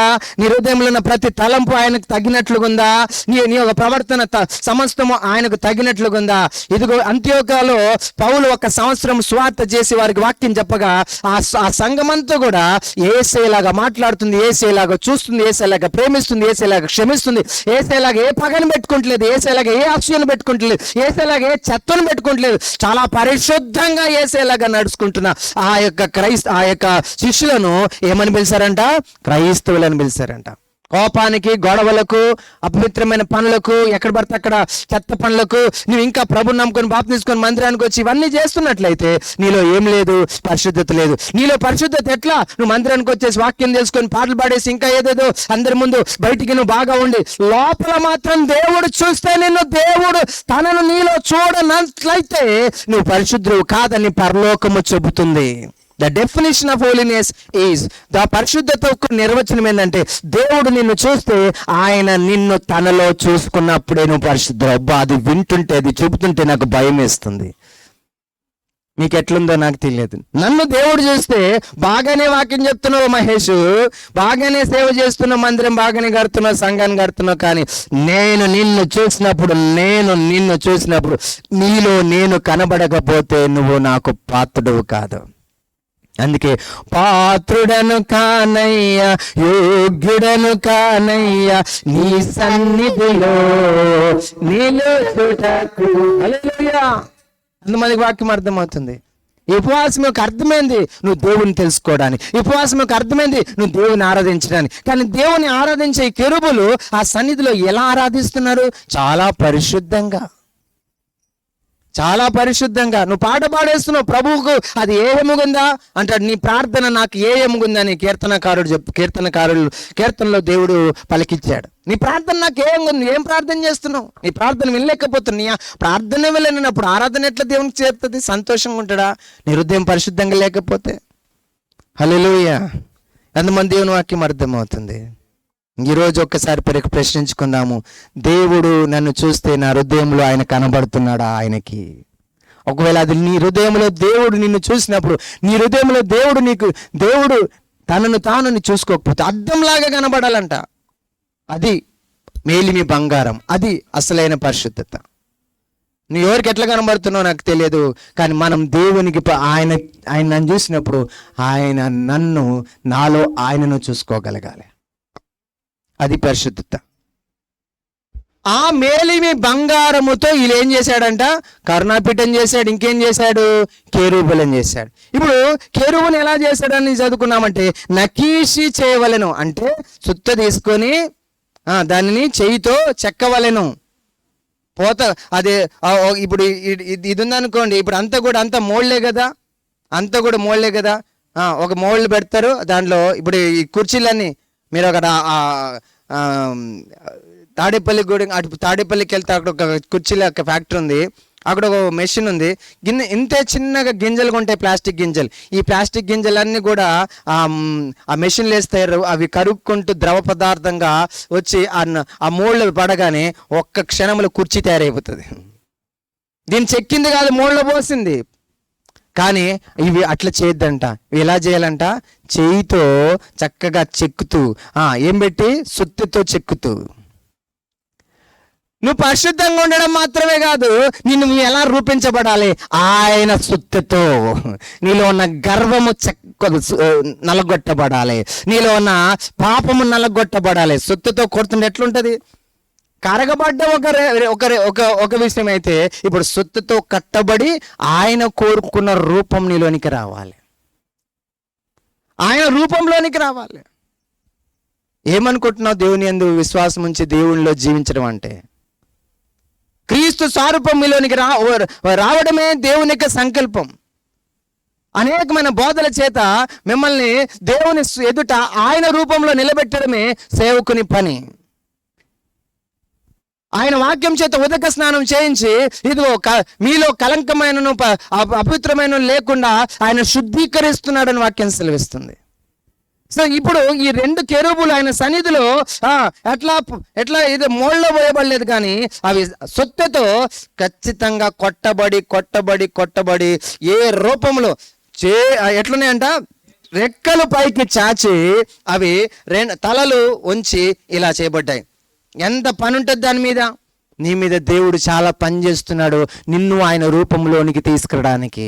ఆయన్నే ఆ కంసాలి, ఆయన్నే ఆ యొక్క కుమ్మరి, ఆయన శిల్పి. కానీ చాలా మంది అది అప్పగించుకోకుండా, నాకు వచ్చిన కష్టాలు ఎందుకని దేవుని వదిలేసి వెళ్ళిపోతున్నారు. శ్రమలు వచ్చేస్తున్నాయి, కష్టాలు వచ్చేస్తున్నాయి అని చెప్పేసి దేవుని వదిలేసి వెళ్ళిపోతున్నారు. అలా వదిలేసి వెళ్ళిపోతే నువ్వు ఆయన సన్నిధిని నిజంగా పొందుకోలేవు. అక్కడ నేను కలుసుకొని అక్కడి నుండి నేను మీతో మాట్లాడతాను అని చెప్తున్నాడు. నువ్వు ఈ స్థాయికి రాగలిగితే నువ్వు అక్కడి నుండి దేవుని జవాబును గొప్పగా పొందుకుంటా ఉంటావు. ఆయన్నే ఇదిగో రూపకల్పము చేసే ఒక నిపుణుడిగా ఉన్నాడు. ఆయన నిన్ను ఏ సుత్తతో కొడతాడో అది ఆయన ఇష్టం. ఇక్కడ గమనించండి, ఈ మోళ్ళలో పోసామనుకో ప్రతి కుర్చీ ఒకేలాగా ఉంటుంది, కానీ చేతితో చేస్తే ప్రతి కుర్చీ ఒకలాగా ఉండదు కదా. ప్రతి కుర్చీ ఒకలాగా ఉండదు. అంటే దేవుడు నీ మీద పనిచేస్తున్నప్పుడు నిన్నొక రూపంలో, ఈయనొక రూపంలో అందరినీ ప్రత్యేకంగా చేశాడు. ప్రతి ఒక్కరిని ప్రత్యేకంగా చేశాడు. You are a special person. నువ్వు రక్షణ పొందినప్పటి నుంచి దేవుడు నిన్ను పరలోకాన్ని తీసుకెళ్ళక వరకు నిన్ను యేసే రూపంలో మార్చడానికి నీ మీద ప్రత్యేకంగా ఆయన సుత్తెచాన వాడుతున్నాడు నిన్ను ప్రత్యేకమైన రూపంలో. కరెక్ట్గా అవుతారా? రెండు అవడానికి లేదు. అదే మోళ్ళు అయితే రెండు సిమిలర్గా ఉండొచ్చు, కానీ ఇది వేరే, నువ్వు వేరే, నీతోటి ఉన్న విశ్వాసులు వేరే. అందుకే ఒక్కొక్కరిని నీకొచ్చే శ్రమ అనే సుత్తి, ఒక శ్రమను వాడతాడు నీ గర్వాన్ని అనుస్తాడు, ఒక శ్రమను వాడతాడు నీ అత్యాశని అనుస్తాడు, ఒక శ్రమను వాడతాడు నీ దురాశని, ఒక శ్రమను వాడి నీ కష్టాన్ని, నీ యొక్క అపవిత్రతను ఒక శ్రమను వాడి. అనగా ఒక్కొక్కరికి ఒక్కొక్క రకమైన, పాస్టర్ గారికి ఉన్న శ్రమ వేరు, నాకున్న శ్రమ వేరు, నీకున్న శ్రమ వేరు. ఎందుకు శ్రమలు వేరుగా ఉన్నాయంటే నీకున్న పాపం వేరు, నీకున్న పాపం వేరు. ఏ పాపం ఏ సుత్తతో కొట్టాలో, ఏ శ్రమతో కొట్టాలో ఆ శ్రమతో కొట్టి నీలో ఉన్న అపవిత్రతను ఆ రీతిగా బయటికి తీస్తాడు. గట్టిగా చప్పులు కొట్టి దేవుని మహిమపరచండి. ఎట్లాగైనా నీ మీదకి శ్రమలు ఎందుకు వస్తున్నాయి? నిన్ను యేసే రూపంలోనికి, నీలో ఉన్న అపవిత్రతను తొలగించడానికి, నిన్ను చక్కటి కెరూబుగా చేయడానికి, ఆయన అనుకున్న రూపంలోనికి నేను తీసుకురావడానికి ఆయన నీ జీవితంలో శ్రమలు పంపిస్తున్నాడు. ఆ శ్రమ అనే సుత్తతో, అగ్ని అనే ఆ శ్రమ వాడాడు, ఇప్పుడు శ్రమ అనే సుత్తతో నీకు చాలా బాధగా ఉంది. అయితే ఆ బాధ దేవుడు అనుమతించాడు నిన్ను ఆయన రూపంలోనికి తీసుకురావడానికి. హల్లెలూయా. చేతులెత్తి ప్రభుకు స్తోత్రం చెప్దాం. హల్లెలూయా. అంతా నా మేలుకే, ఆరాధన యేసుకే, అంతా నా మంచికే, తన చిత్తమునకు తల వంచితే నేనెల్లప్పుడూ యెహోవాను సన్నతించెదన్. నిత్యము ఆయన కీర్తి నా నోట నుండి, నేనెల్లప్పుడూ యెహోవాను సన్నతించెదన్. నిత్యము ఆయన కీర్తి నా నోట నుండి. హల్లెలూయా. నీ జీవితంలో శ్రమలు ఎప్పటి వరకు వస్తాయి తెలుసా? దేవుడు కోరుకున్న రూపంలోనికి నువ్వు వచ్చేంత వరకు శ్రమలు వస్తాయి. ఈ యొక్క కెరూబులు, 2 కెరూబులు ఇప్పుడు ఆ మందస్సు మీద నిలబెట్టబడక ముందు అవి ఇదిగో బెసలేలు చేతుల్లో, అహోలియాబు చేతుల్లో సొత్తెతో కొట్టబడతావని. ఎప్పటి వరకు కొడుతున్నాడు ఆయన? ఎప్పటి వరకు దాన్ని చెక్కుతున్నాడు ఆయన? ఎప్పటి వరకు దాని మీద బలం పెడుతున్నాడు ఆయన? ఎప్పటి వరకు దాన్ని ఇబ్బంది పెడుతున్నాడు ఆయన? ఎప్పటి వరకు తెలుసా? ఆయన కోరుకున్న రూపము ఏర్పడి అక్కడ కూర్చోండబెట్టే వరకు. అంటే అక్కడికి వచ్చి ఏం చేస్తారు వాళ్ళు? అక్కడ వచ్చి వాళ్ళ చేతులు ఎత్తి ఆరాధిస్తారు. నువ్వు సరైన ఆరాధికుడు అయ్యేంత వరకు నిన్ను కొడతనే ఉంటాడు. ఎప్పటివరకు ఆ దెబ్బలు, ఎప్పటివరకు ఈ కష్టాలు? అసలు నువ్వు సరైన ఆరాధికుడికి నువ్వేం ఆరాధిస్తున్నావు? నువ్వు దేని వెంబడిస్తున్నావు? నీ మనసు అంతా దేంతో ఉంది? నీ హృదయం అంతా దేంతో ఉంది? నువ్వు దేని గురించి ఆలోచిస్తున్నావు? సరైన ఆరాధికుడు ఏమి ఉన్నా లేకున్నా, నాకు లేకున్నా, ఏమి ఉన్న లేకున్నా, ఎవరు నాకు లేకున్నా, యేసునందే ఆనందింతును, యేసయ్యనే ఆరాధింతును, యేసునందే ఆనందింతును, యేసయ్యనే ఆరాధింతును. సరైన ఆరాధికుడిగా నువ్వు మారేంత వరకు నీ మీద పడుతూనే ఉంటది. అందుకే ఆలోచించు, నీ జీవితంలో దేవుని ఆరాధిస్తున్నావా? ఆరాధన అంటే ఇక్కడ కూర్చొని డప్పులు కొట్టుకొని పాట పాడడం కాదు. నీ హృదయము దేవుని గణపరుస్తుందా? నీ జీవితం దేవుని గణపరుస్తుందా? నీ నాలుక దేవుని గణపరుస్తుందా? నీ బ్రతుకు దేవుని గణపరుస్తుందా? ఆరాధన జీవితంలో కలిగినవా? అది నీ ద్వారా ప్రతి నిమిషము దేవునికి మహిమ. కూర్చుంటే మహిమ, నిలిస్తే మహిమ, ఏం చేసినా దేవునికి మహిమ వస్తుంది నీ జీవితం ద్వారా. అది నీ ద్వారా వచ్చేంత వరకు నీ జీవితంలో శ్రమలు వస్తూనే ఉంటాయి. ఎందుకంటే నీకు ఆ రూపము, ఆరాధించే రూపము నీకు వచ్చి నిమిత్తం అవన్నీ అనుభవిస్తా ఉంటావు. 2 కొరింథీ 3:18 2 కొరింథీ 3:18 మనుషుడు దేవుని ఆరాధిస్తాడు, దేవుడు ఆరాధింపబడతా ఉంటాడు. సో మానవుడు దేవుని ఆరాధించడం మానేశాడు, మానవుడు దేవునికి దూరం అయిపోయాడు కనుక మరలా మనుషుడు దేవుని ఆరాధించే స్థాయికి చేరినప్పుడు ఇక ఆ రోజు నుండి ఏ కష్టం అతనికి అవసరం లేదు. దేవుని దృష్టిలో నిరంతరం యోబు వలె కాపాడబడతా ఉంటాడు, కంచెతో, సమృద్ధితో ఉంటాడు, ఆశీర్వాదంతో ఉంటాడు, జయ జీవితం కలిగి ఉంటాడు, సకల సౌకర్యాలతో తలతూగుతూ దేవునిలో ఘనముగా సంతోషముతో ఉంటాడు. యోబుకున్న పరిస్థితి అది. యోబుకి ఎందుకు కష్టాలు లేవు అంటే యోబు చుట్ట కంచెందుకంటే యోబు అద్భుతమైన ఆరాధికుడిగా మార్చబడ్డాడు. అందుకే యోబుకి ఇంకా కష్టాలతో పని లేదు. 2 కొరింథీ 3:18 మనమందరమును ముసుకులేని ముఖముతో ప్రభు యొక్క మహిమను అద్దం వలె ప్రతిఫలింపజేయుచు మహిమ నుండి అధిక మహిమను పొందుచు ప్రభువు ఆత్మచేత ఆ పోలికగానే మార్చబడుచున్నాము. ప్రభు యొక్క ఆత్మచేత ఆ పోలికలోనే మార్చబడుతున్నాము. ఏంటి తెలుసా? దేవుని యొక్క రూపాన్ని మనం అనేకులకు అద్దం వల్లే ప్రతిబింబించాలి. నిన్ను చూస్తే యేసుని చూడాలి, నీ స్వరం వింటే యేసు స్వరం వినాలి, నీ కళ్ళలో కన్నేసి చూసినప్పుడు యేసయ్య దయగలిగిన చూపు ప్రజలు చూడాలి. ఆ స్థాయికి యేసు యొక్క రూపముని ప్రతిబింబించే వారిగా మనము ఆత్మచేత ఆ రూపంలోకి మారునట్లు ఎదుగో నీ మీదికి ఆ శ్రమలు వస్తాయి. అప్పటి వరకు నువ్వు అద్దం వల్లే దేవుని మహిమను ఏం చేయాలి? ప్రతిబింబించాలి. ఎంతమంది వాక్యం అర్థం అవుతుంది? సో ఈరోజు గమనించండి, ఎందుకు నీ కష్టాలు? ఎందుకు తెలుసా? ఏసే రూపంలో మారడానికి. ఎప్పటి వరకు అయ్యే కష్టాలంటే నువ్వు సరైన ఆరాధికుడిగా నువ్వు మారేంత వరకు.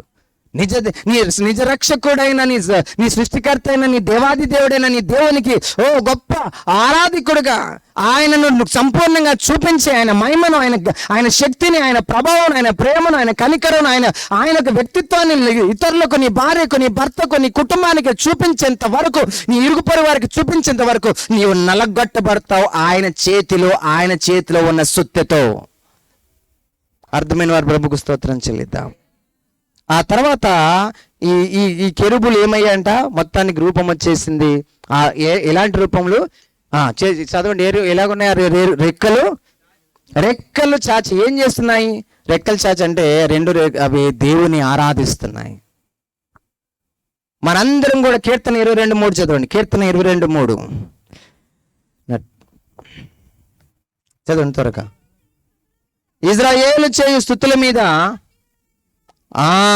ఇక్కడ ప్రభు రావడానికి కారణం ఏంటి? వీరు పరిశుద్ధంగా ఉన్నారు.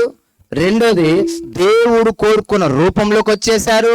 మూడోది, వీరు దేవుణ్ణి ఆరాధిస్తున్నారు. అందుకోసము ఇదిగో వీరి మీదికి ఏమొస్తుంది? వీరి మధ్యలోనికి దేవుడే వచ్చి కూర్చుంటున్నాడు. హల్లెలూయా. వారి చేతులు ఎత్తి దేవుణ్ణి ఆరాధిస్తున్నారు. సంగమా, నీవు చేతులు ఆయన వైపు ఎత్తడము ఆయనను ఆరాధించడంకు సమానం. హల్లెలూయా. ఎక్కడైతే నీవు ఆరాధిస్తావో అక్కడ ఎవరు నివసిస్తారంట?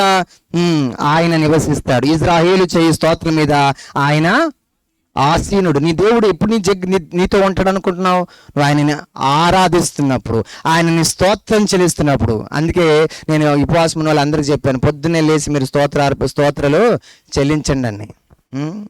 దేవునికి మహిమ కలుగును గాక.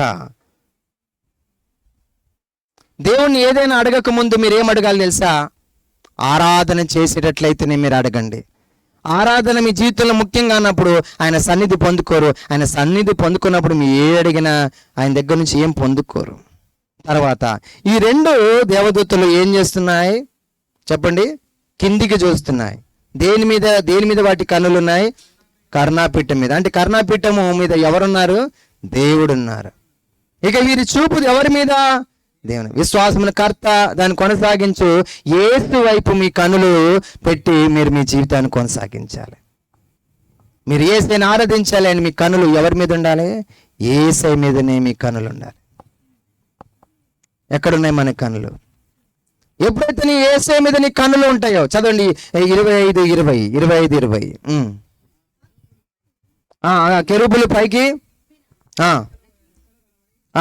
కరుణాపీఠమును తమ రెక్కలతో కప్పుచుండగా వాటి ముఖములు ఒండొట్టికి ఎదురుగా నుండవలెను. ఆ కెరూబులు ముఖములు కరుణాపీఠము తట్టు నుండవలెను. నీవు ఆ కరుణాపీఠమును ఎత్తి ఆ మందసం మీద నుంచవలెను. నేను నీకిచ్చు శాసనములను ఆ మందసంలో నుంచవలెను. అక్కడ నేను నిన్ను కలుసుకుంటాను. ఎక్కడ నేను నిన్ను కలుసుకుంటానంటే, ఎక్కడైతే పరిశుద్ధత ఉంటుందో, ఎక్కడైతే ఆరాధన ఉంటుందో, ఎక్కడైతే నా రూపపు జీవితం ఉంటుందో, ఎక్కడైతే నాకు గొప్ప ఆరాధన జరుగుతుందో అక్కడ నేను ఉంటాను. ఇక్కడ ఇంకొకటి మీరు చూడాలి. ఈ రెండు తలలు ఇలా ఉన్నాయి చూడండి. ఇలా రెండు తలలు ఇలా ఉన్నాయి. కరెక్ట్ గా ఒకటి దానికి ఒకటి తలలు ఉన్నాయి. అండ్ ఈ రెండు తలలు కిందికి చూస్తున్నాయి. ఇక్కడ ఒక దూతను పెట్టుకోవచ్చుగా, రెండెందుకు పెట్టాడు? దీని అర్థం ఏం తెలుసా? సంగమా, నీవు ఇంకొక వ్యక్తితో, అనగా సంఘంలో ఇంకొక వ్యక్తితో నువ్వు ఏక మనసుతో ఉండాలి. ఈ రెండు ఒకే పని చేస్తున్నాయి. నీకు నీ భార్యతో ఏక మనసు లేదు, నీ భర్తతో ఏక మనసు లేదు, నీ సంఘంలో సేవకునితో ఏక మనసు లేదు, నీ కుటుంబంతో ఏక మనసు లేదు, నీ తోటి విశ్వాసులతో ఏక మనసు లేదు. ఏక మనస్సు ఉండాలని అది మనకు సూచిస్తుంది. దేవుని విషయంలో ఏక మనసు ఉండాలి. అందుకే ఎఫెసీ పత్రిక 4:11 మనం చూస్తాము, వారు క్రీస్తుని గూర్చిన విశ్వాసంలోను, ఆయన గూర్చిన పరిపూర్ణతలను, క్రీస్తుని గూర్చిన జ్ఞానంలోను ఏక మనస్సు పొందాలని, అందరూ సమానమైన విశ్వాసం పొందాలని ఇదిగో అపోస్తులను నియమించారు, ఇదిగో కాపర్లు నియమించారని అక్కడ పరిచర్య గురించి మనం మాట్లాడుతున్నాం. అందరూ ఒకే విశ్వాసంలోనికి, అందరూ క్రీస్తులో ఒకే జ్ఞానంలోనికి ఏక మనస్సు గలగాలని దేవుని యొక్క సంపూర్ణమైన చిత్తము సంఘం గురించి. సో అందరూ ఒక మనస్సు మీద ఉండాలి. నువ్వు ఇంకొక విశ్వాసితో నువ్వు ఒక మనస్సు కలపలేనప్పుడు నువ్వు దేవుని సన్నిధిని సరిగా పొందుకోలేవు. జాగ్రత్త. ఈ చాలా ఉన్నతమైన విషయం. దీన్ని నీ నిర్లక్ష్యం చేయడానికి ప్రయత్నించకు. నువ్వు నీ భార్యతో నువ్వు ఏక మనసు, నీ భర్తతో నీకు ఏక మనసు లేకపోతే, నువ్వు తోటి విశ్వాసంతో నీకు ఏక మనసు లేకపోతే నువ్వు ఆయన సన్నిధిని అక్కడ నువ్వు పొందుకోలేవు. దేవుడు అరే ఎట్లా రావాలి మధ్యలోకి, వీరు నా ఏక మనసుతో లేరే ఆయన సంశయిస్తాడు. పరిశుద్ధత, ఆరాధన జీవితం, క్రీస్తు రూపం, అలాగే ఏక మనస్సు. ఏం కావాలి? ఏక మనస్సు. దేవుని మహిమ కలుగును గాక. అప్పుడు అక్కడ ఏమంట, దేవుడు వారికి మధ్యలో వచ్చి వారితో మాట్లాడతాడు. Thank you Jesus. ఈ రాత్రి ఈ వాక్యం వింటున్న నీవు మరి ఏం ఆలోచిస్తున్నావు? ఇదే వాక్యాన్ని పొడిగింపుతో నేను రేపు సాయంకాలం చెప్తాను. ఈ రాత్రికి ఇక్కడికి ముగిస్తాను. ఈ వాక్యం వింటుంటే నీ హృదయం ఎలా ఉంది? ఒకసారి పరీక్షించుకో. దేవుని దృష్టిలో పరిశుద్ధత అంటే ఆయన నన్ను చూసినప్పుడు ఆయనకు నేను నాలో ఆయనకు నేను కనబడితే, లేకపోతే ఆయన నాలో తనను చూసుకున్నప్పుడే అది అసలైన పరిశుద్ధత. ఆయన రూపంలో నేను చెక్కబడి నిమిత్తం, ఆయన కోరుకున్న పరిశుద్ధతలోనికి నేను రావడానికి నిమిత్తం ఆయన నన్ను మేలిమి బంగారం ఎలాగైతే అగ్నిలో పుట్టం వేయబడుతుందో, ఆ శుద్ధ చేత ఎలాగైతే రూపము చెక్కబడుతుందో ఆయన అగ్నితోనూ ఆయన శుద్ధితోనూ నన్ను చెక్కుచున్నాడు. అందరు కళ్ళు మూసుకొని ఇదో ఏక మనస్సు, ఆయనను ఆరాధించే జీవితం ఎక్కడైతే ఉంటుందో అక్కడ ఆయన సన్నిధి వారితో ఉంటది. ఈ రాత్రి దేవుడు నీతో మాట్లాడినట్టే ఇప్పటికే నీ హృదయం బరువెక్కిపోయి ఉంటది. ఇప్పటికే నీ చేతులు వచ్చే ఆకాశంలోకి ఎక్కాలనిపిస్తుంది. అయ్యో అని నీకు మొదపెట్టాలనిపిస్తుంది. అయ్యా ప్రభువా, నేను ఎంత బలహీనంగా ఉన్నాను, ఎంత అమాయకంగా ఉన్నాను ప్రభువా. నేను నీ సన్నిధిలో ఉపవాసం ఇస్తున్నాను అనుకుంటున్నాను, భోజనం మానేస్తున్నాను అనుకుంటున్నాను, ప్రార్థన చేసేస్తున్నాను అనుకుంటున్నాను, పాస్టర్ గారు చెప్పిన క్రమంలో ఉంటున్నాను అనుకుంటున్నాను. కానీ అయ్యా నేను నీ సన్నిధి పొందుకోవాలంటే నా ప్రభువా యోగ్యత నాకు లేదయ్యా. అగ్నిమయమని నీ సన్నిధిలో నిలబడ్డా నాకు యోగ్యత లేదయ్యా. నీ రూపం నాలో లేదయ్యని దుఃఖం ఈ రాత్రి నీకు వచ్చినట్లు. ఇప్పటికే నీకు ఆ రూపాన్ని అయ్యా నీ రూపం నాలో లేదనే దుఃఖం నీకు నాకు వచ్చును గాక. నేనేదో బాగున్నాను అనుకుంటున్నాను, నేనేదో పరిశుద్ధంగా ఉన్నాను అనుకుంటున్నాను, నాకు అంతా బాగుంది అనుకుంటున్నాను. కానీ నీవు నన్ను చూస్తే నాలో నిన్ను నీవు చూడలేనంత బలహీనంగా ఉన్నాను, అంత పతనములో ఉన్నాను. ప్రేమా స్వరూపిణి నాయసయా, నీ రూపం నాలో లేదు.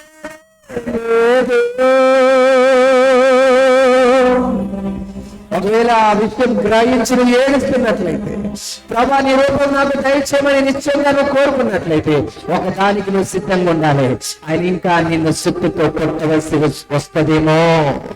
ఆయన కొట్టని వస్త్రమైనా సరే నాలోన గర్వమ అణిచివేయబడ్డానికి, నాలోన చెత్త జీవితాన్ని సరిచేయడానికి నువ్వు నన్ను ఎంత కొట్టినా పర్వాలేదయ్యా అని నీ చేతిలో రొట్టెను నేనయ్యా, వీరు యేసయ్యా.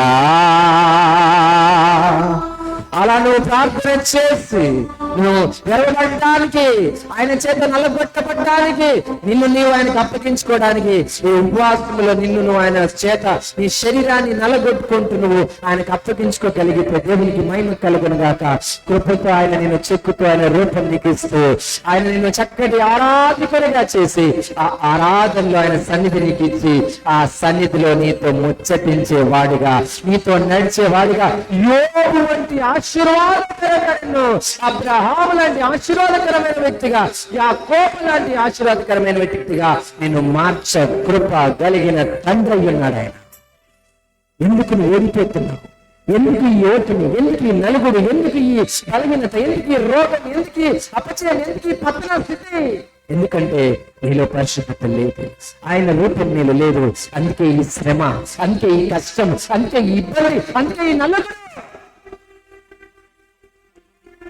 ఈరోజు నీ మనసు నేను ఆయనను ఆరాధించడానికి నా జీవితం అని నువ్వు సమర్పించుకోగలిగితే, ఆయన ఆరాధించడానికి నిన్ను అప్పగించుకోగలిగితే, ఆ క్రమంలో నువ్వు ప్రయాసపడితే ఒక్కొక్కటి శ్రమ తొలగించబడుతూ నిన్ను ఆయన రూపంలోకి మారుస్తూ మొత్తానికి సరైన ఆరాధకునిగా నిన్ను చేసి నువ్వు ఆరాధిస్తుండగా ఆయన సన్నిధించి నీతో మాట్లాడుతూ నీతో నిరంతరం జీవించేవాడు, నేను జయ జీవితం నీకు ఇచ్చేవాడుగా ఉన్నాడు. చేతులెత్తి నీతో నాతో మాట్లాడిన దేవునికి స్తోత్రం చెల్లించి, నోరు తెరిచి స్తోత్రం చెల్లించి, ప్రభా నాతో మాట్లాడినందుకు ఇక్కడున్న ప్రతి ఒక్కరు మాట్లాడండి, ఇక్కడున్న ప్రభుత్వం మాట్లాడండి. ఇదిగో నేను దీనిని ధ్యానించి మీ మధ్యలోకి తీసుకొచ్చానేమో, కానీ ఇది నేను ధ్యానించడానికి కృపించిన దేవునికి మహిమ. ఆ దేవుడు నాతో మాట్లాడుతున్నాడు, నీతో మాట్లాడుతున్నాడు. నువ్వు దేవుని నిజమైన ఆరాధకునిగా మారేంత వరకు ఈ నలుగురి నీకు ఉంటది. ఆయన సన్నిధిని పొందే ఆ యొక్క కృపను పొందే వరకు అర్హత నీలో కలుగునట్లు ఆయన నీలో శ్రమలను ఇదిగో ఆ శక్తి దాడి నీ మీద చేస్తాడు. ఆయన అంతం చేయలేదు. ఒకవేళ నువ్వు ఆయనకు అప్పగించుకోకపోతే, ఆయన శక్తికి నువ్వు అప్పగించుకోకపోతే అపవాది నిన్ను విరగొట్టేస్తాడు, అపవాది నిన్ను పగలగొట్టేస్తాడు. ఇదిగో ఆయన శక్తి పగలగొట్టలేదు, కానీ ఆ శక్తి రూపం తీసుకొచ్చింది. ఆ అగ్ని ఆయన నాశనం చేయలేదు, కానీ నేను నీ బంగారముగా మార్చింది. ఆయన చేతిలో నీ ఉండి, ఆయన చేత శ్రమ పరచబడి, ఆయన చేత క్రమపరచబడితే నిన్ను అంతం చేయడానికి ఆయన నిన్ను నల్లగొట్టాడు, నిన్ను బాధపెట్టడానికి నల్లగొట్టాడు. ఎందుకైనా అడగడానికి ఆయన నిన్ను తన రూపంలోనికి మార్చడానికే ప్రతిదీ అనుమతిస్తున్నాడు. అర్థమైన వారు చేతులెత్తి ప్రభువా నీకు స్తోత్రం. అదే నువ్వు ఆయనకు అనుమతించకుండా లోకంలోకి వెళ్ళిపోతావా, పాపంలోకి వెళ్ళిపోతావా, అపవాది చేత పట్టబడి నలగొట్టబడ్డం కాదు, ఎరగొట్టబడం కాదు, అంతలో చేయబడతావు, పగిలిపోతావు. ఆ కెరుబులు పగలగొట్టబడలేదు, ఆ కెరుబులు రూపం పొందాయి. నీ జీవితానికి రూపం ఇవ్వడానికి ఆయన శ్రమలు ఇస్తున్నాడు, కానీ నేను పగలగొట్టడానికి కాదు, నేను అంతం చేయడానికి కాదు. ఈ ఉపవాస దినంలో నువ్వు దేవుని మాత్రమే చూడగలవా? ప్రభు మాత్రమే నీలో కోరుకునే ఒక ఆకాంక్షతో నువ్వు రాగలవా? ఉపవాసం ఉండగలవా? దేని గురించి, ఎవరిని కారణంగా చేసుకొని వాళ్ళ వల్ల నేను ఇట్లయిపోయాను, వీళ్ళ వల్ల నేను ఇట్లయిపోయాను అనుకుంటున్నావా? ప్రభు నిన్ను ఫరోను పెట్టినట్లు కొంతమందిని నీ జీవితంలో పంపించి వారి ద్వారా నీకు శ్రమ ఇచ్చాడు, వారి ద్వారా నీకు కష్టం ఇచ్చాడు, వారి ద్వారా నీకు రోగం ఇచ్చాడు, వారి ద్వారా నీకు ఇబ్బందులు ఇచ్చాడు. ఎందుకు తెలుసా? నా బిడ్డ నా రూపంలోకి పూర్తిగా మారాలి, నా బిడ్డలో మధ్యలో నేను నివసించాలి, నా బిడ్డతో నేను ముచ్చటించాలి, నా బిడ్డను అగ్నితో నింపాలి, మండించాలి. అందుకే మనుషులను పంపించాడు. ఒకరి మనుషులతో నీకు ఇబ్బంది జరుగుతుంది, కొన్ని ఇబ్బందులు నీ జీవితం రావడానికి దేవుడే కారణమని ప్రభానికి వందనాలు నన్ను నీకు అప్పగించుకుంటున్నాను. ఎదుగో సారె మీద నన్ను నీకు ఎదుగో మట్టి ముద్దగా అప్పగించుకుంటున్నాను. శిల్పి చేతిలో రాయి వల్ల నేను సమర్పించుకుంటున్నాను. ఎదుగో నన్ను చెక్కుము, నన్ను నడిపించము, నన్ను రూపించము, నన్ను దిద్దుమను అని అప్పగించుకొని ఆయన నిత్యము ఈ శ్రమల్లో కష్టాలు ఆరాధిస్తుండగా దేవుడు అసలైన రూపం నీలోకి ఇచ్చి ఆయన నీ దగ్గరకు వచ్చి నీతో మాట్లాడి నేను నడిపించబోతున్నాడు. ప్రార్థన చేసుకున్నాం. పాస్టర్ గారు ప్రార్థన చేస్తారు.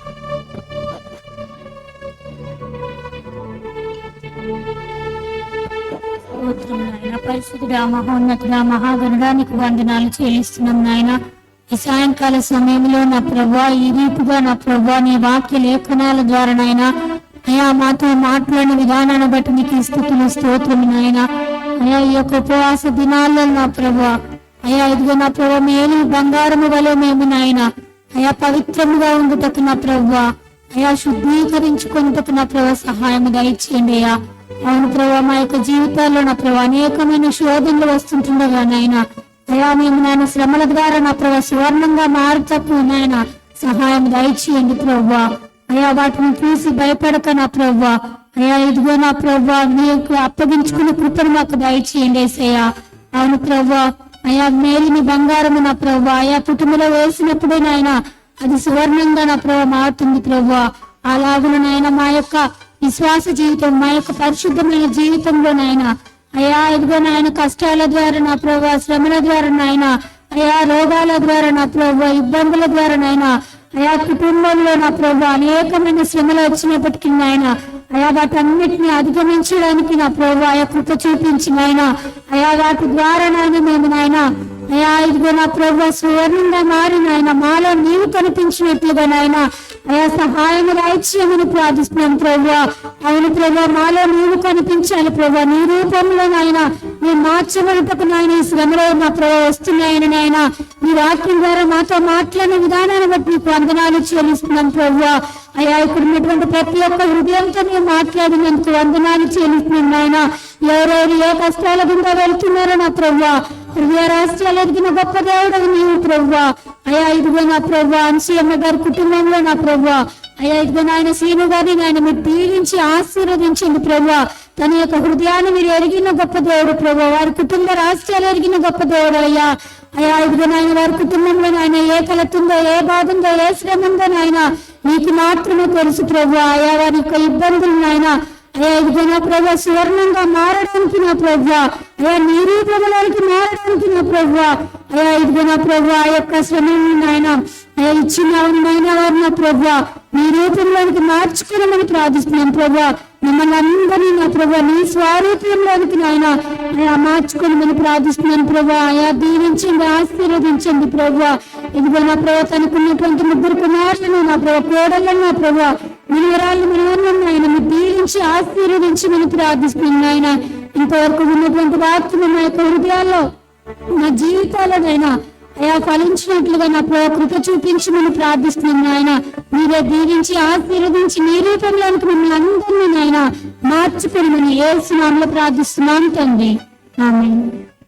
తండ్రి అయిన దేవుని ప్రేమ, ప్రభువైన యేసు క్రీస్తు కృప, పరిశుద్ధాత్మ దేవుని యొక్క సన్నిధి, ఆరాధికులుగా మారినంతగా దేవుడు మనల్ని పనిచేయటకు మనందరము అప్పగించుకోబడి నడిపించబడుదుము గాక. ఆమేన్, ఆమేన్. యేసు రక్తమే జయం, శిలువ రక్తమే జయం, యేసు నామమున సంపూర్ణ విజయం. ఆమేన్. దేవుడు నాతో మాట్లాడాడని అన్నవారు గట్టిగా స్తోత్రం చెప్పండి. ఓకే, సమయంలో మరి ప్రార్థన కూడిక ఉపవాస క్రమంలో ఇంటి దగ్గర పెట్టబడింది. ఏదైనా కారణం ఉంటే సాక్ష్యం చెప్తారంటే నేను అవకాశం ఇస్తున్నాను. ఏం లేదమ్మా? ఓకే. ఈ కుటుంబానికి స్వస్థత కలుగునుగాక, ఆదరణ కలుగునుగాక, ప్రభువుని పూర్తిగా తెలుసుకునే కృప ఈ కుటుంబానికి కలుగునుగాక. అందరికీ వందనాలు. ఓ బండి ఈరోజే వచ్చిందా? ఓ అందరు కూడా చేతులు ఎత్తండి, ప్రభుకు వందనాలు చెల్లిద్దాం. మరి ఏడుకొండలు కూడా నూతన వాహనం కొనుక్కున్నారు. వాసు కూడా కొత్త వాహనం తీసుకుని ఉన్నాడు. చేతులు ఎత్తే స్తోత్రం చెల్లిద్దాం. తీసేసి అయ్యా అందరి చేతులతో ప్రభుకు స్తోత్రం చెల్లిద్దాం. స్తోత్రం, స్తోత్రం, స్తోత్రం, స్తోత్రం. ప్రేమ నమ్మకం కలిగిన మా ప్రభువా, ఇదిగో శ్రీను గారిని ప్రేమించి అనుశ్రమ గారిని ప్రేమించి వారికి ఇచ్చిన 3 కుమారులను మీరు దీవించమని ప్రార్థిస్తున్నాను. వారి పనులను దీవించండి, వారి యొక్క అయా ఇదిగోనైనా హృదయాలను దీవించండి, వారి ఆరోగ్యాలను మీరు దీవించండి, వారిని సంపూర్ణంగా ఆశీర్వదించండి, కుటుంబంగా వారిని దీవించండి, ఆర్థిక ఇబ్బంది నుంచి వారికి విడుదల దయచండి. ముఖ్యంగా ఇదిగోమైన 7 కొండలు కూడా నేను నూతన వాహనం కొని ఉంటుండగా అయా ఇదిగో తండ్రి కుమార పరిశుద్ధాత్మ నామములో ఆ వాహనము ముద్రించబడును గాక. అది బిడ్డకు క్షేమకరమైన వాహనముగా ఉండును గాక. అయ్యా ఇదిగోనైనా ఈ 3 కుమారులు ఆర్థికంగా అభివృద్ధి పొందినట్లు ఇప్పుడున్న వాక్య ప్రకారంగా వారిలో నీ యొక్క అయా సంపూర్ణమైన ఆత్మ కార్యము నీవు వారికి కృప ద్వారా వారి జీవితంలో జరిగించుదువుగాక. నీ రక్తములో నీ ప్రేమతో అది జరుగునుగాక. ఆ రీతిగా మీరు చేసి ఇచ్చిన వాహనం బట్టి మీకు స్తోత్రాలు చెల్లిస్తూ తండ్రి యొక్క కుమారుని యొక్క పరిశుద్ధాత్మల ఆ వాహనాన్ని దీవెనకరమైన వస్తువుగా ముద్రిస్తూ నీకే మహిమ చెల్లిస్తూ యేసు నామములో ప్రార్థించి వేడుకొని పొందుతున్నాం తండ్రి, ఆమేన్. అందరికి వందనాలు. మీ కొరకు ఈ కుటుంబం పానీయాలు చేస్తున్నారు. అది తీసుకున్న తర్వాత మనం సెలవు తీసుకుందాం. నేనైతే 8:30కి ముగించేశాను. ప్రభువే మీతో మాట్లాడాడు. హల్లెలూయా.